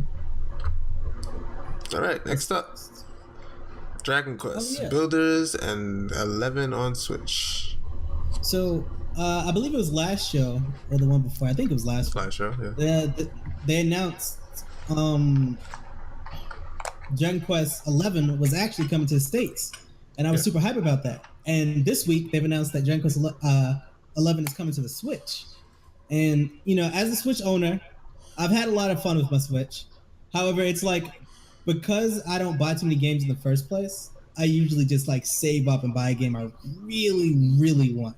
And while there's a lot of games on Switch that do interest me, I don't know if they interest me more. Like I like the interest that I get is not gonna overshadow me doing my raids on Final Fantasy, and then I gotta, like, when I'm not doing that, I'm like doing something with Codex, and when I'm not doing that, maybe I'm playing like a solo game. So like I already have too many games to play, and it's kind of an issue in the first place. But Dragon Quest, like as a JRPG, seems like something I could really play on the Switch, because I can play it before I go to bed. Like I can pick it up on my Switch and I can put it next to me when I go to sleep, and you know, I can play it in bed. And that's like really, me and Credits were talking about how it's kind of hard to sit down on a console and play a JRPG. Yeah. Because it's like, well, for me personally, where it really starts to like hurt is when, you know, you're gonna have to grind a bit. And I don't want to have to sit in front of my computer and grind when I could just like, I could do stuff on my computer with Codex, and then when I hit the bath tune, I could take it in the bathroom and grind out a bit. When I go to cook, I could take it in the kitchen and cook. When I go to bed, I can grind out a little bit. You know what I mean? So it's like there's more opportunities for me to play without feeling like I should have been doing something else. Right. And so I'm gonna get it on that for sure. Hopefully it's the PlayStation 4 version and not the 3DS version, because there are differences. Oh god, hopefully it is. Yeah. Well, like, again, I probably would have fun with the 3DS version anyway, but I'm like more interested in the PS4 version. And I have a 3DS, so if I wanted the 3DS version, I could just get the 3DS version. Yeah. And Dragon Quest Builders was a game that came out a year ago, maybe 2 years, where it's kind of like a twist on Minecraft, a twist on Dragon Quest that like puts it more in like a Minecrafty space. And you know, it's funny that every time building comes involved, or like block building games, it's always back to Minecraft. But I always have to mention that it's so much more, because Minecraft is so bare bones, in my opinion. That's not an opinion. That's the truth. That's not an opinion. That's the truth. That's what makes Minecraft so good, honestly. Oh, right, because you do what you want. Yeah. But this game has like a plot. There's an actual combat system. You go and you get your recipes. You use the recipes to craft better gear and newer materials that make your fort stronger. And then every so often there'll be something that comes and attack your fort, and like the people you save and house in your kingdom will help you defend your fort. And when you defeat those bosses, you'll get more materials to do better things. And so it looks like a lot of fun. But the main reason I never got it is because I can't justify getting on the fucking PlayStation 4. Never in my life. But Dragon Quest Builders 2 is coming out on Switch. And again, like, it seems like something that I can have a lot of fun doing in short bursts, like on like my time. Oh, it looks like you get a little party too. I don't remember that. Oh, it's a pupper. So, and they were talking about some of the new things that were being added. Like, there's new movement options. I think they said they're adding like gliding and swimming, and there's like, whereas before I believe it was just like you're stuck in the top-down view and you kind of break the blocks that you need to break. And then for water, I think they were all just shallow puddles. Whereas with this, you can just go dive, and there's probably going to be materials underwater and maybe some monsters, and it'll probably be a lot of fun. Gary had a lot of fun with the game, I think. And I'll try to see what this is about this time around. It was a huge benefit of it being adorable. Yeah, they're all chibis. I mean, that's always been Dragon Quest, sort of. But it's even more now with this game. Yeah. Well, I guess I wouldn't call them chibi before. I said sort of. He said sort of. He gave that disclaimer. Yeah, that's true. That's the thing, but like even like all the older people look. Oh shit! Whoa. Okay. Let me see what this gliding thing about. All right, my man's going. Let's go. Man made a waterfall. Yeah, my man made a waterfall and jumped off and hit the fucking Tanuki parachute and flew away. All right. I was gonna compare it to damn it, what's the Legend of Zelda game called? But this is way faster. Breath of the Wild? Yeah. This is like a movement. Yeah. Whereas part of what Breath of the Wild's hang glide thing was about, funny enough, it was actually physics based. So if you went against the wind, you would actually go slower. Unfortunately, if you went with the wind, you could just rocket fly into a fucking mountain. Yeah. Probably take back life and damage. Because that game hard. It's been brought to my attention that the game actually kind of does seem like a little like it's actually more like Cube World than it is Minecraft. Now that I think about it. Oh, okay. But I believe it's more on the building. I'm not sure how much building is in Cube World. This game is very much a balance between building and like Cube World's adventure-based open world combat. It's very much a cross between the two, because you have the ability to terraform in this game, whereas I haven't seen y'all break near block in Cube World. Yeah. Okay, because there's no building in Cube World. That's why. Yeah. So yeah, that's more like what this is. This is like Cube World and Minecraft put together, which actually sounds like an amazing mix. Because Cube World is like the combat of Minecraft if it wasn't like fucking boring and had stuff to it. I'm not just holding left click doing this and hoping I kill him before he kills me. You gotta get he's that combat. You gotta get you a shield and that and sprint up and jump and crit him with the knockback, and then block his attack with the shield. Yeah.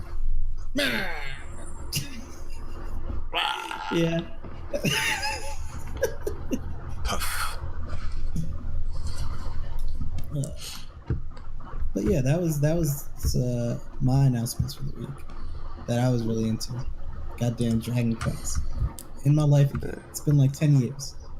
I didn't really see anything in the news that I felt was really worth talking about very much beyond Destiny 2, and that was already there. It was dry. It was pretty dry. What about you, Sted? Anything in the news for you? Any tech news? Gaming news? World news? We're not talking about world news, remember? Yeah, you're right. Don't do that. Family news. I heard your cousin had a baby. What's up with that? I didn't hear that. Where you heard that from? Yeah, I don't know. Okay, so your cousin didn't have a baby. I was lied to. All right, let's move on to releases.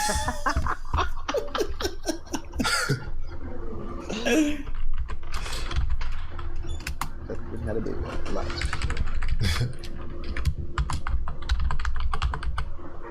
We got links. I want to know what these games are. Oh, I'm sorry. Look it up. I'll talk about the games. So we only have a few releases today. Out today, as we talked about earlier, is Lawbreakers. It's coming out on PC and PS4. Not coming out. It's out on PC and PS4. Hellblade: Senua's Sacrifice on PC and PS4 on the 8th. It's in a couple days. This game is visually stunning, and I don't know what the combat is like, but I think this game is like The Witcher's combat if it wasn't fucking boring. Cool. It's like it's developed by Ninja Theory, so it gives me high hopes because they did DMC, they did a really good combat. DMC the reboot, I mean, which did have pretty decent combat. They fucked up Devil Trigger, but other than that, they did a pretty good job. Just run the video real quick. Just gonna look at it. Yeah. Totally look at it. The thing that strikes me about this game, well, struck me immediately anyway, was the facial modeling, texturing, subsurface scattering, the emotions, the animation. It's just like you look at that girl's face and it's beyond uncanny valley realism. It's just plain realism. If you put an Instagram filter on that bitch, I would think somebody was doing a cosplay. Actually, I would say more like For Honor, not the other game itself. Okay. Oh, so combat is actually a little bit slower than I thought it would be.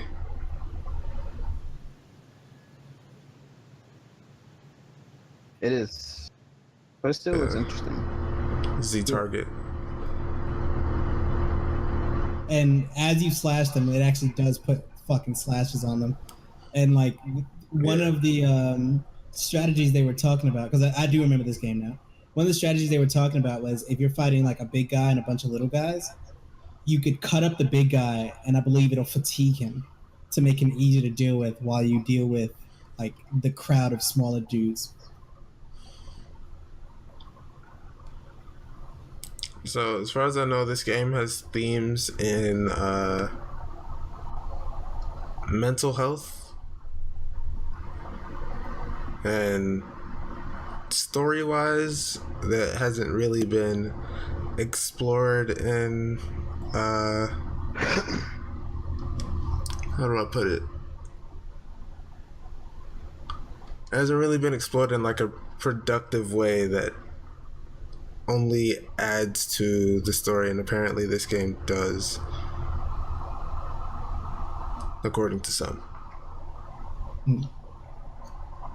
So this is like what we were talking about last night, where people damage characters for no reason other than to do so, and it doesn't actually make the character any better in the long run. Yeah. Well, it might not like make her better. It, like talking about and exposing these ideas in a way that's not completely just destructive, like makes them worse, and that's it for it. Is a really good thing.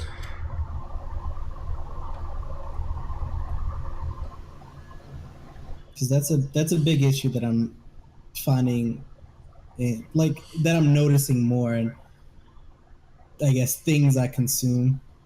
Yeah. Where it's like I follow a lot of people on Tumblr, and they'll create characters who do and say and think interesting things, and then just like as like seasoning on top, you find out they've just been abused, but the abuse has nothing to do with who they are, really, aside from the fact that you just wanted to be a masochist and abuse a character you created.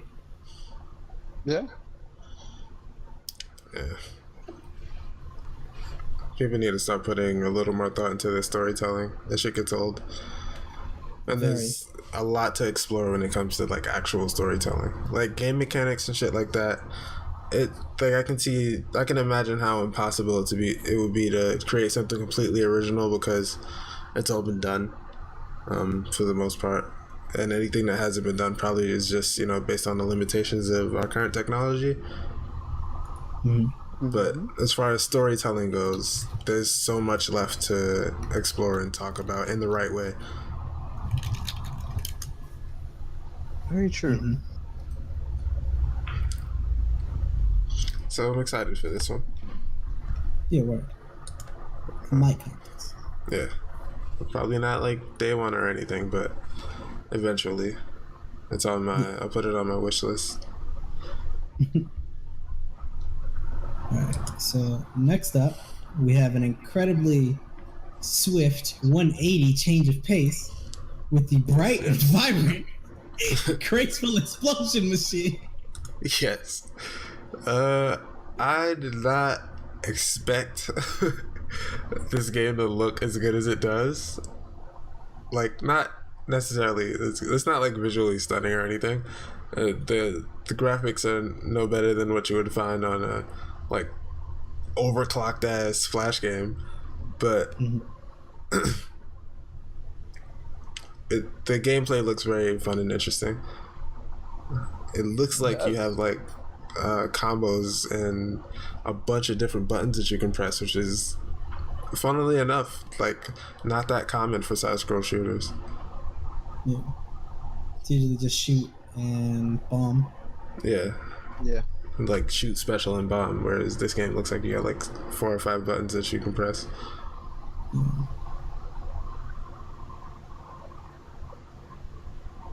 And you have to position properly for all of it. There's a little bit of bullet hell, obviously, for this genre is par for the course. And this game is going to be out on everything. PC, Mac, PS4, Xbox One, Nintendo Switch, and I believe it's coming about that. to. Did it come out on Switch first? I think it's coming out. No, this game is. I'm pretty sure this game came out on Switch. Oh, okay. At least I thought.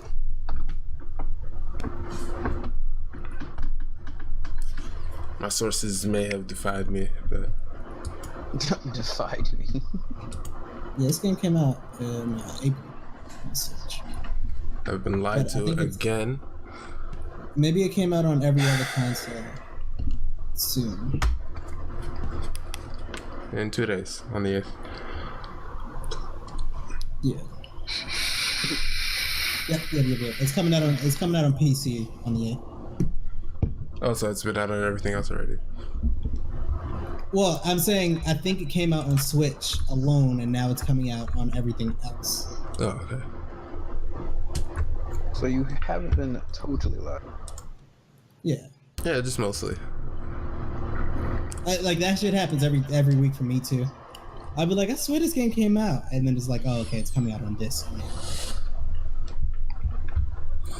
Oh. It looks like a ton of fun, and I'm pretty sure it'll be reasonably priced. So that might be a cop on day one. Who knows? I think it says it's $12 on Switch. Nice. Yeah, $13, $12.99. It's another one that'll go on my wish list. I'll pick it up when I can. So yeah, if that covers everything, then wait, no, I want to talk about one last thing. One more thing. Yes. What's that? Yo. Is there video gameplay of your games? The games you worked on? Think so? Can you help me find it?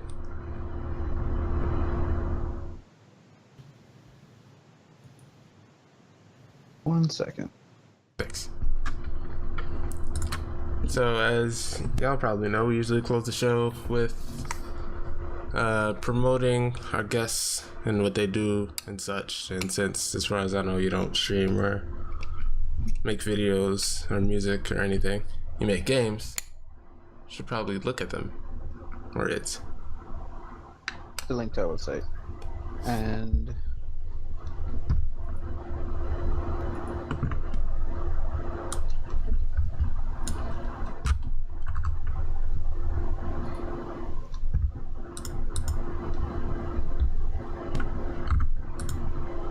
there's a link to the website, so I'll get that in the description. Wait, it's closed? It's closed. Yeah, man. Uh-oh. I actually like that hoodie. Yeah, it looks pretty cool. That's my colors, too.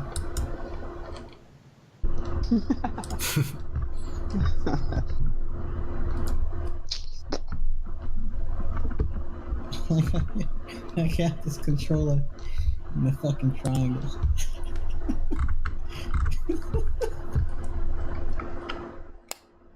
Is there video of the gameplay?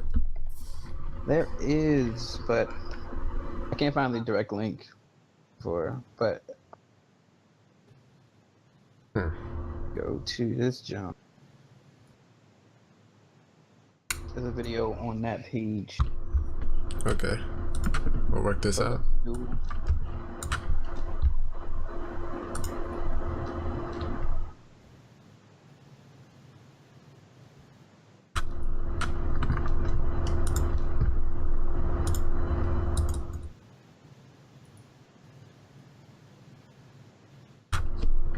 You see that, Carlos? I do not have the video for the other game. Let's see what? So I don't have the video. I have to like.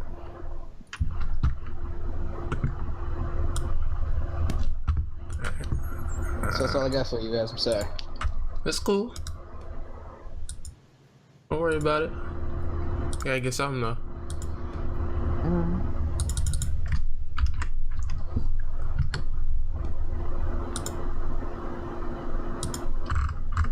Alright.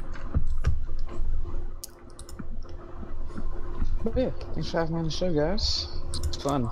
No problem. You guys are weird. Yeah. It's like no. Well, hey now. Don't you never in your life disrespect me like that, Sted. Not on the show that I co-host.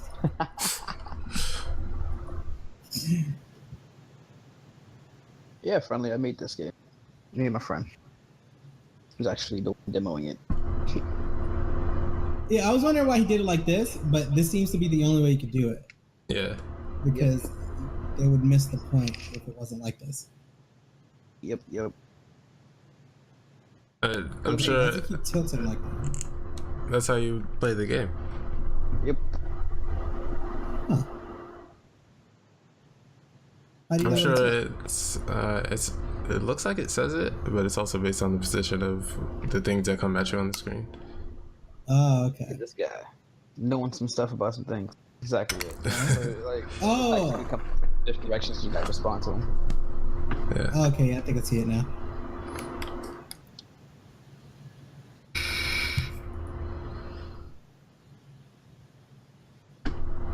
Nice.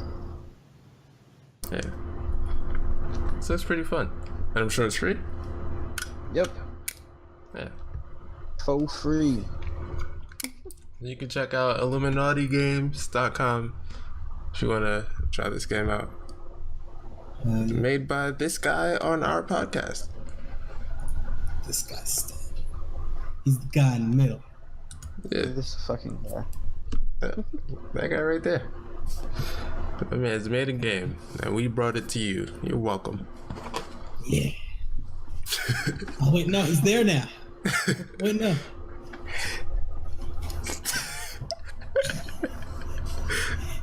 Looked like he was pointing at me. Bad at this. But no. Yeah, that's what Sted does. Archbox, what do you do? Huh? What you do? What you been doing this shit? Oh. Where you at? I'll be playing video games on the internet. Y'all can catch me in Discord at all times. You see me playing something, you should say something if you want to jump in with it. bit.ly/FF Discord to join, or exclamation Discord in the chat, or below the stream, or below the YouTube video. Yeah. No excuse to not be in the Discord if you want to be. It's everywhere. Yeah. We be hanging out at all times, shooting shit. That's what we do. Yeah. Tell some jokes. Shit posting. You know? Shit. No, okay, I don't shit post. But there's a shit post channel if that's the kind of thing. It's weird in there. I don't go in there. I got that shit muted. And yeah. Otherwise, I'm on this Twitch channel, twitch.tv/archbox, streaming some video games. Generally from Monday to Saturday. I don't stream on Sunday most of the time. And the only reason I wouldn't stream is if I am busy, or I can't, or maybe I'm exhausted from the day before. But you know, I try. That's cool. What about you, Cardex? What do you do? I do this. While we are here on twitch.tv/archbox, I'm currently running the show here. I try to stream on my own channel. It's hard because I got a tiny baby. Soon she'll be old enough to self-sustain, and I would be like doing shit, and she'll be over there doing shit, and I'll be like, "Yo, little baby, you good?" And she'll be like, I'll be like, "All right, cool. Keep doing your thing. You want a snack?" And I just, throw a snack at her. She catch it. Bam. That's not how that works. That's not how it works at all. Yeah, it is. Yeah, it is. She gonna catch it. She's gonna have good hand-eye coordination. I've been training her. She's not much more than 3 months old, holding her bottle and sustaining the lift and lifting more when the bottle gets more empty. I'm so proud of her. Baby stream. I'm so proud of her. But yeah, I'm mostly dad. I do this podcast, and I try to make YouTube videos and stream when I can, but it's hard. You can always catch me though, if I happen to be around in our Discord. Again, below the stream, below the YouTube video, exclamation Discord in the Twitch chat, or bit.ly/FF Discord. Yeah. Feel free to join us. Yeah. Wait, what you doing after this step? I'm probably gonna go play some games. Which one? I got some Persona to finish. Mm-hmm. What else? What else? What else? Nothing else. What else? That's gonna end my life for the day, I believe. Oh, that's not. Okay, that makes. Well, he said for the day. I guess that's something different. Yeah, you know. Like the Phoenix. I got some grinding to do. Well, if you're ever playing not Persona, and whatever not Persona is happens to be multiplayer, you should hit me up. Or me. I'm also here. Or him. I bet. I gotcha. Yo, give Maple Story. What? Give me Maple Story, bro. That's still a thing? We're still doing that? You're not trying to play some Maple Story. Let's get it. Yo, you got Minecraft stat? No. I don't. Yeah. I don't got none of the games, bro. Instead, you got Fortnite. I'm gonna have Fortnite. I'm gonna do it. On PC? Oh man. Come on, dog. Do it. I don't have a PC that I want to playing games on right now. All right, that's fair. That's fair. Get the Fortnite, play with your PS4 homies, and then when it come out and free, I'm gonna be on PS4 with y'all. I bet. And we're gonna get it in. I'm gonna make sure I'm legitimate. I'd buy that phone. All right. All right, gang. Gang gang. Yeah, I don't know how you don't have Minecraft. Literally, everybody has. I have Minecraft. I mean, I don't know. I don't have any real reason, honestly. Yeah, you don't get Minecraft. Goddamn Minecraft. But Okay, yeah, that's good. You're all free now, especially Sted. Sted could fucking do Sted stuff. Yeah. You can go. Yeah, if you want, or you can stay. Like, no Stay one for the mind. post I show. feel like you need to go. Yeah. I feel like y'all kicking me out. I was just trying to figure out how y'all end the show. He was like, thanks for having us, guys. Time of meeting. Nah, you good. Yeah.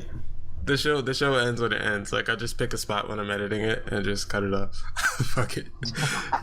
But we generally, the past couple haven't really been, but we generally do a post show and talk to chat and everything. Gotcha. I'm trying to address Friendly right now. Where you at, Friendly? Show yourself. show yourself. I want to make sure he's here before I start barking at him. Well, why are you barking at him? What did he do? He tried to bark at us. Did he? Alright, Yeah. When? I'm out. Alright, peace. What did I do? Apparently, you don't have a bot that like spams something in the chat when someone hosts you. Yeah. Right. Okay. So thanks for the host, Friendly. Appreciate it. I'm sure Archbox does too. But usually, I do. I said that. yeah, usually it's on the screen on his OBS. But since I'm streaming, I don't have his OBS. And even if I did, I wouldn't have fucking stream notifications on the damn VODs for the podcast. Oh, well, it's fucked up, by the way.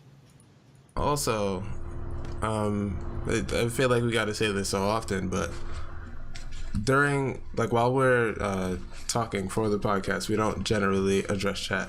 If you happen to pull up some info that that's relevant to what we're talking about, and you know it happens to be good info, we'll mention that.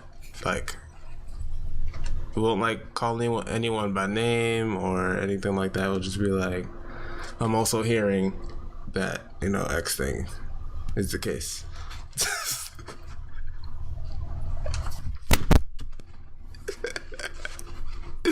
You mad stupid.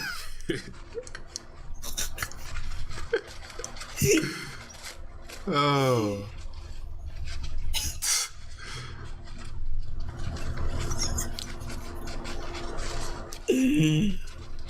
Oh man, yeah.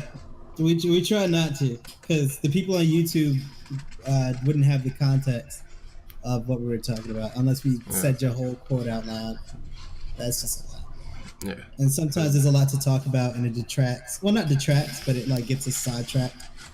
Yeah, it can be pretty derailing sometimes to just pick up topics from chat, which maybe we should like dedicate like once like we're a little further into this, maybe we'll dedicate a portion to the show to Q&A, which would be fine. But for now, I just like especially I think this is your first podcast now, so I want to like your first like full one, so I want to make sure that we're not like ignoring you. It's just we try not to address chat too much for the recording. I think no one's mostly in there just chilling, doing the thing. But also like Friendly should know this, but he was speaking like directly to us about something that had nothing to do with what we were talking about. That's true.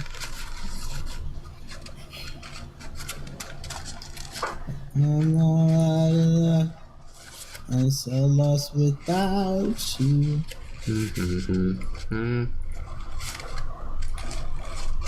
Right, you're Belgian. Belgian.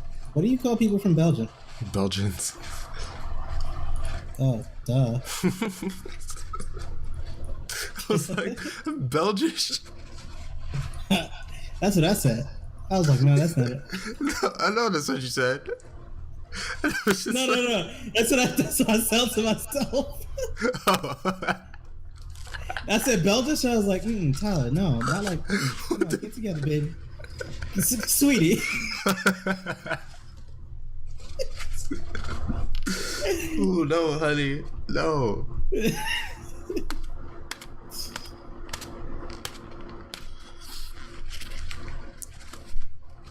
It's just like it always weirds me out. Like people from the Netherlands are called Dutch, while people from Dutchland are German. It is it's just like y'all are mad confusing with this.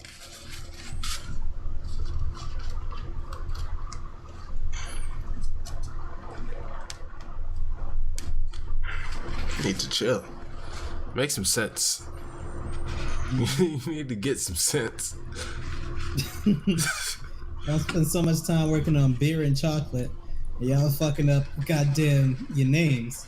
Get you some lemon pepper wings and get some sense. Okay, Rick Ross. I could have been anybody from Atlanta, but I guess he. You said lemon pepper. That's automatically Rick Ross. No, it's just a Atlanta thing. Oh. You remember episode 2 of Atlanta? Yeah, I remember. I did. He's got the sauce on him. Lemon pepper? What? Oh shit.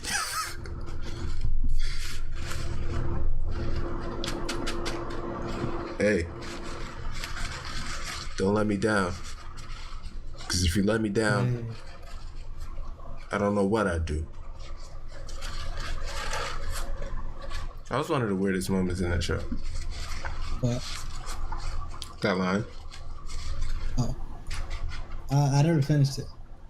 And it's not that fresh in my head anymore in the first place. Oh. So, I either don't know it or I don't remember it. You should watch it.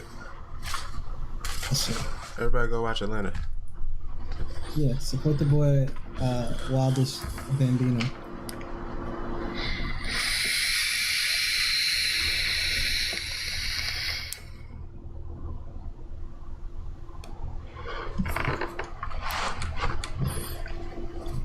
Friendly never came back. I'm upset. I wanted to also tell him that I made a green screen tutorial. He could have seen it. You added everyone, didn't you? No, I didn't add anybody. I just put it in there. Oh, so he said he liked your. I don't know if you saw it, but he said he likes the background. He wants it in yellow. Oh. I'm gonna have to tell him, let me hold $20. You a dad, you got money, you know what it's like. Yeah.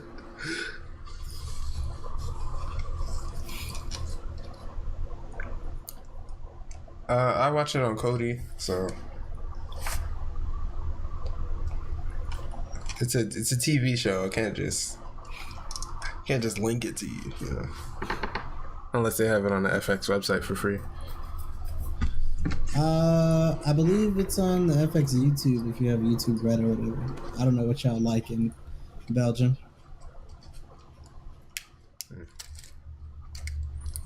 Wait. Thanks. Appreciate it. Could you fix? Oh wait, there's no way to fix it for 2 people on Skype, right? Yeah, you gotta get on Hangouts. Okay. Or we could just like start using Skype by default. Yeah.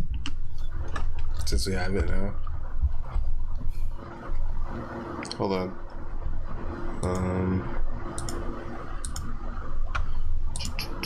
Player 2.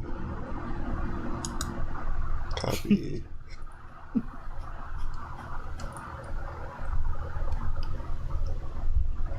Every time Nam has a beer, it makes me sad that I don't have any beer. Then add.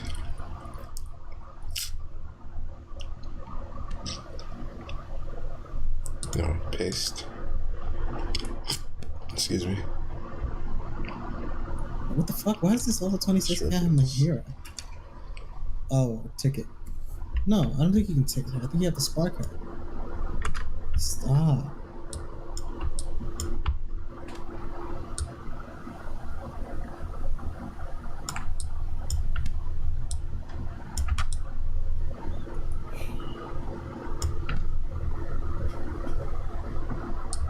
Why is this an Archbook stream? Or are you making it a dual layer overlay? Yeah, I'm just gonna put it on top of the other thing. And drop it down. Y'all got thick joints in Belgium?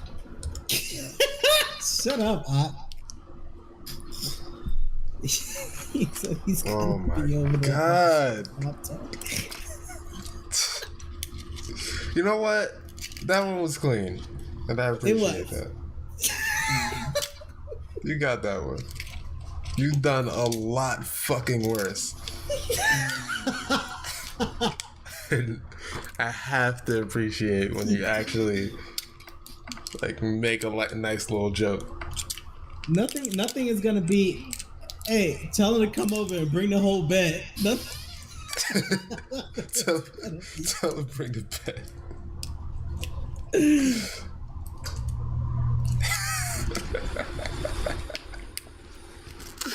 God damn it.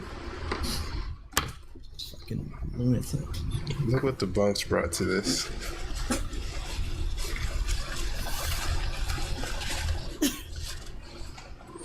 Holy crap.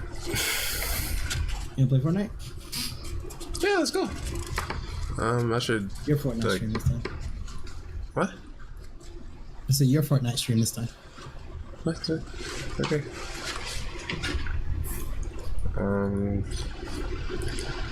I think. Yeah, I'm gonna change mics. Okay. Switch over to me. Don't. Oh shit! It's showing the shit. Ah. Uh-oh. Oh shit! It's still showing the shit. Uh-oh. It's a secret. Don't look. I'm looking. Don't I'm look. looking. Stop looking. I don't know what that was. It was my circle. Yeah, shout to the 2 bits in there though.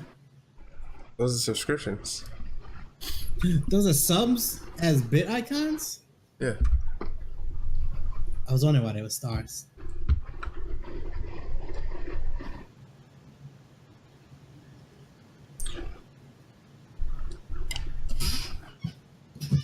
I'm about to mute it. No.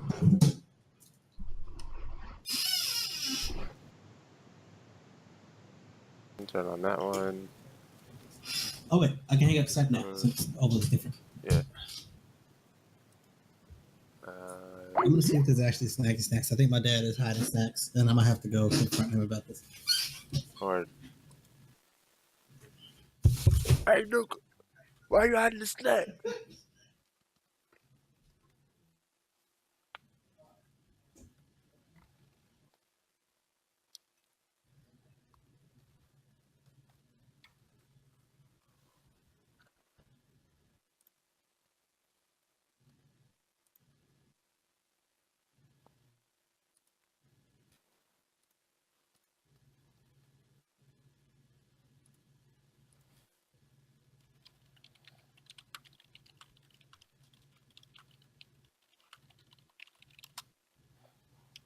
Alright, I'm gonna change Discords. Not Discords. I'm gonna change streams altogether. I'll be over at twitch.tv/Kurtex in just a moment.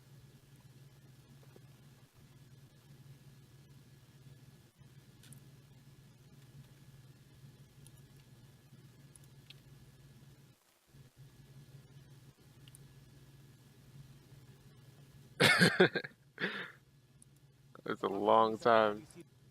People don't recognize, but that's a long time. Let's go to my dash.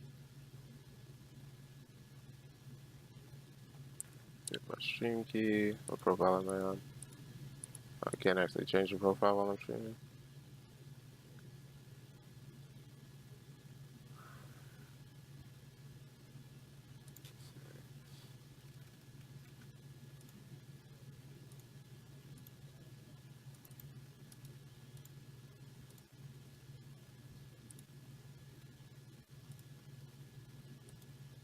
Alright. I'll be right back over at twitch.tv/Cardex.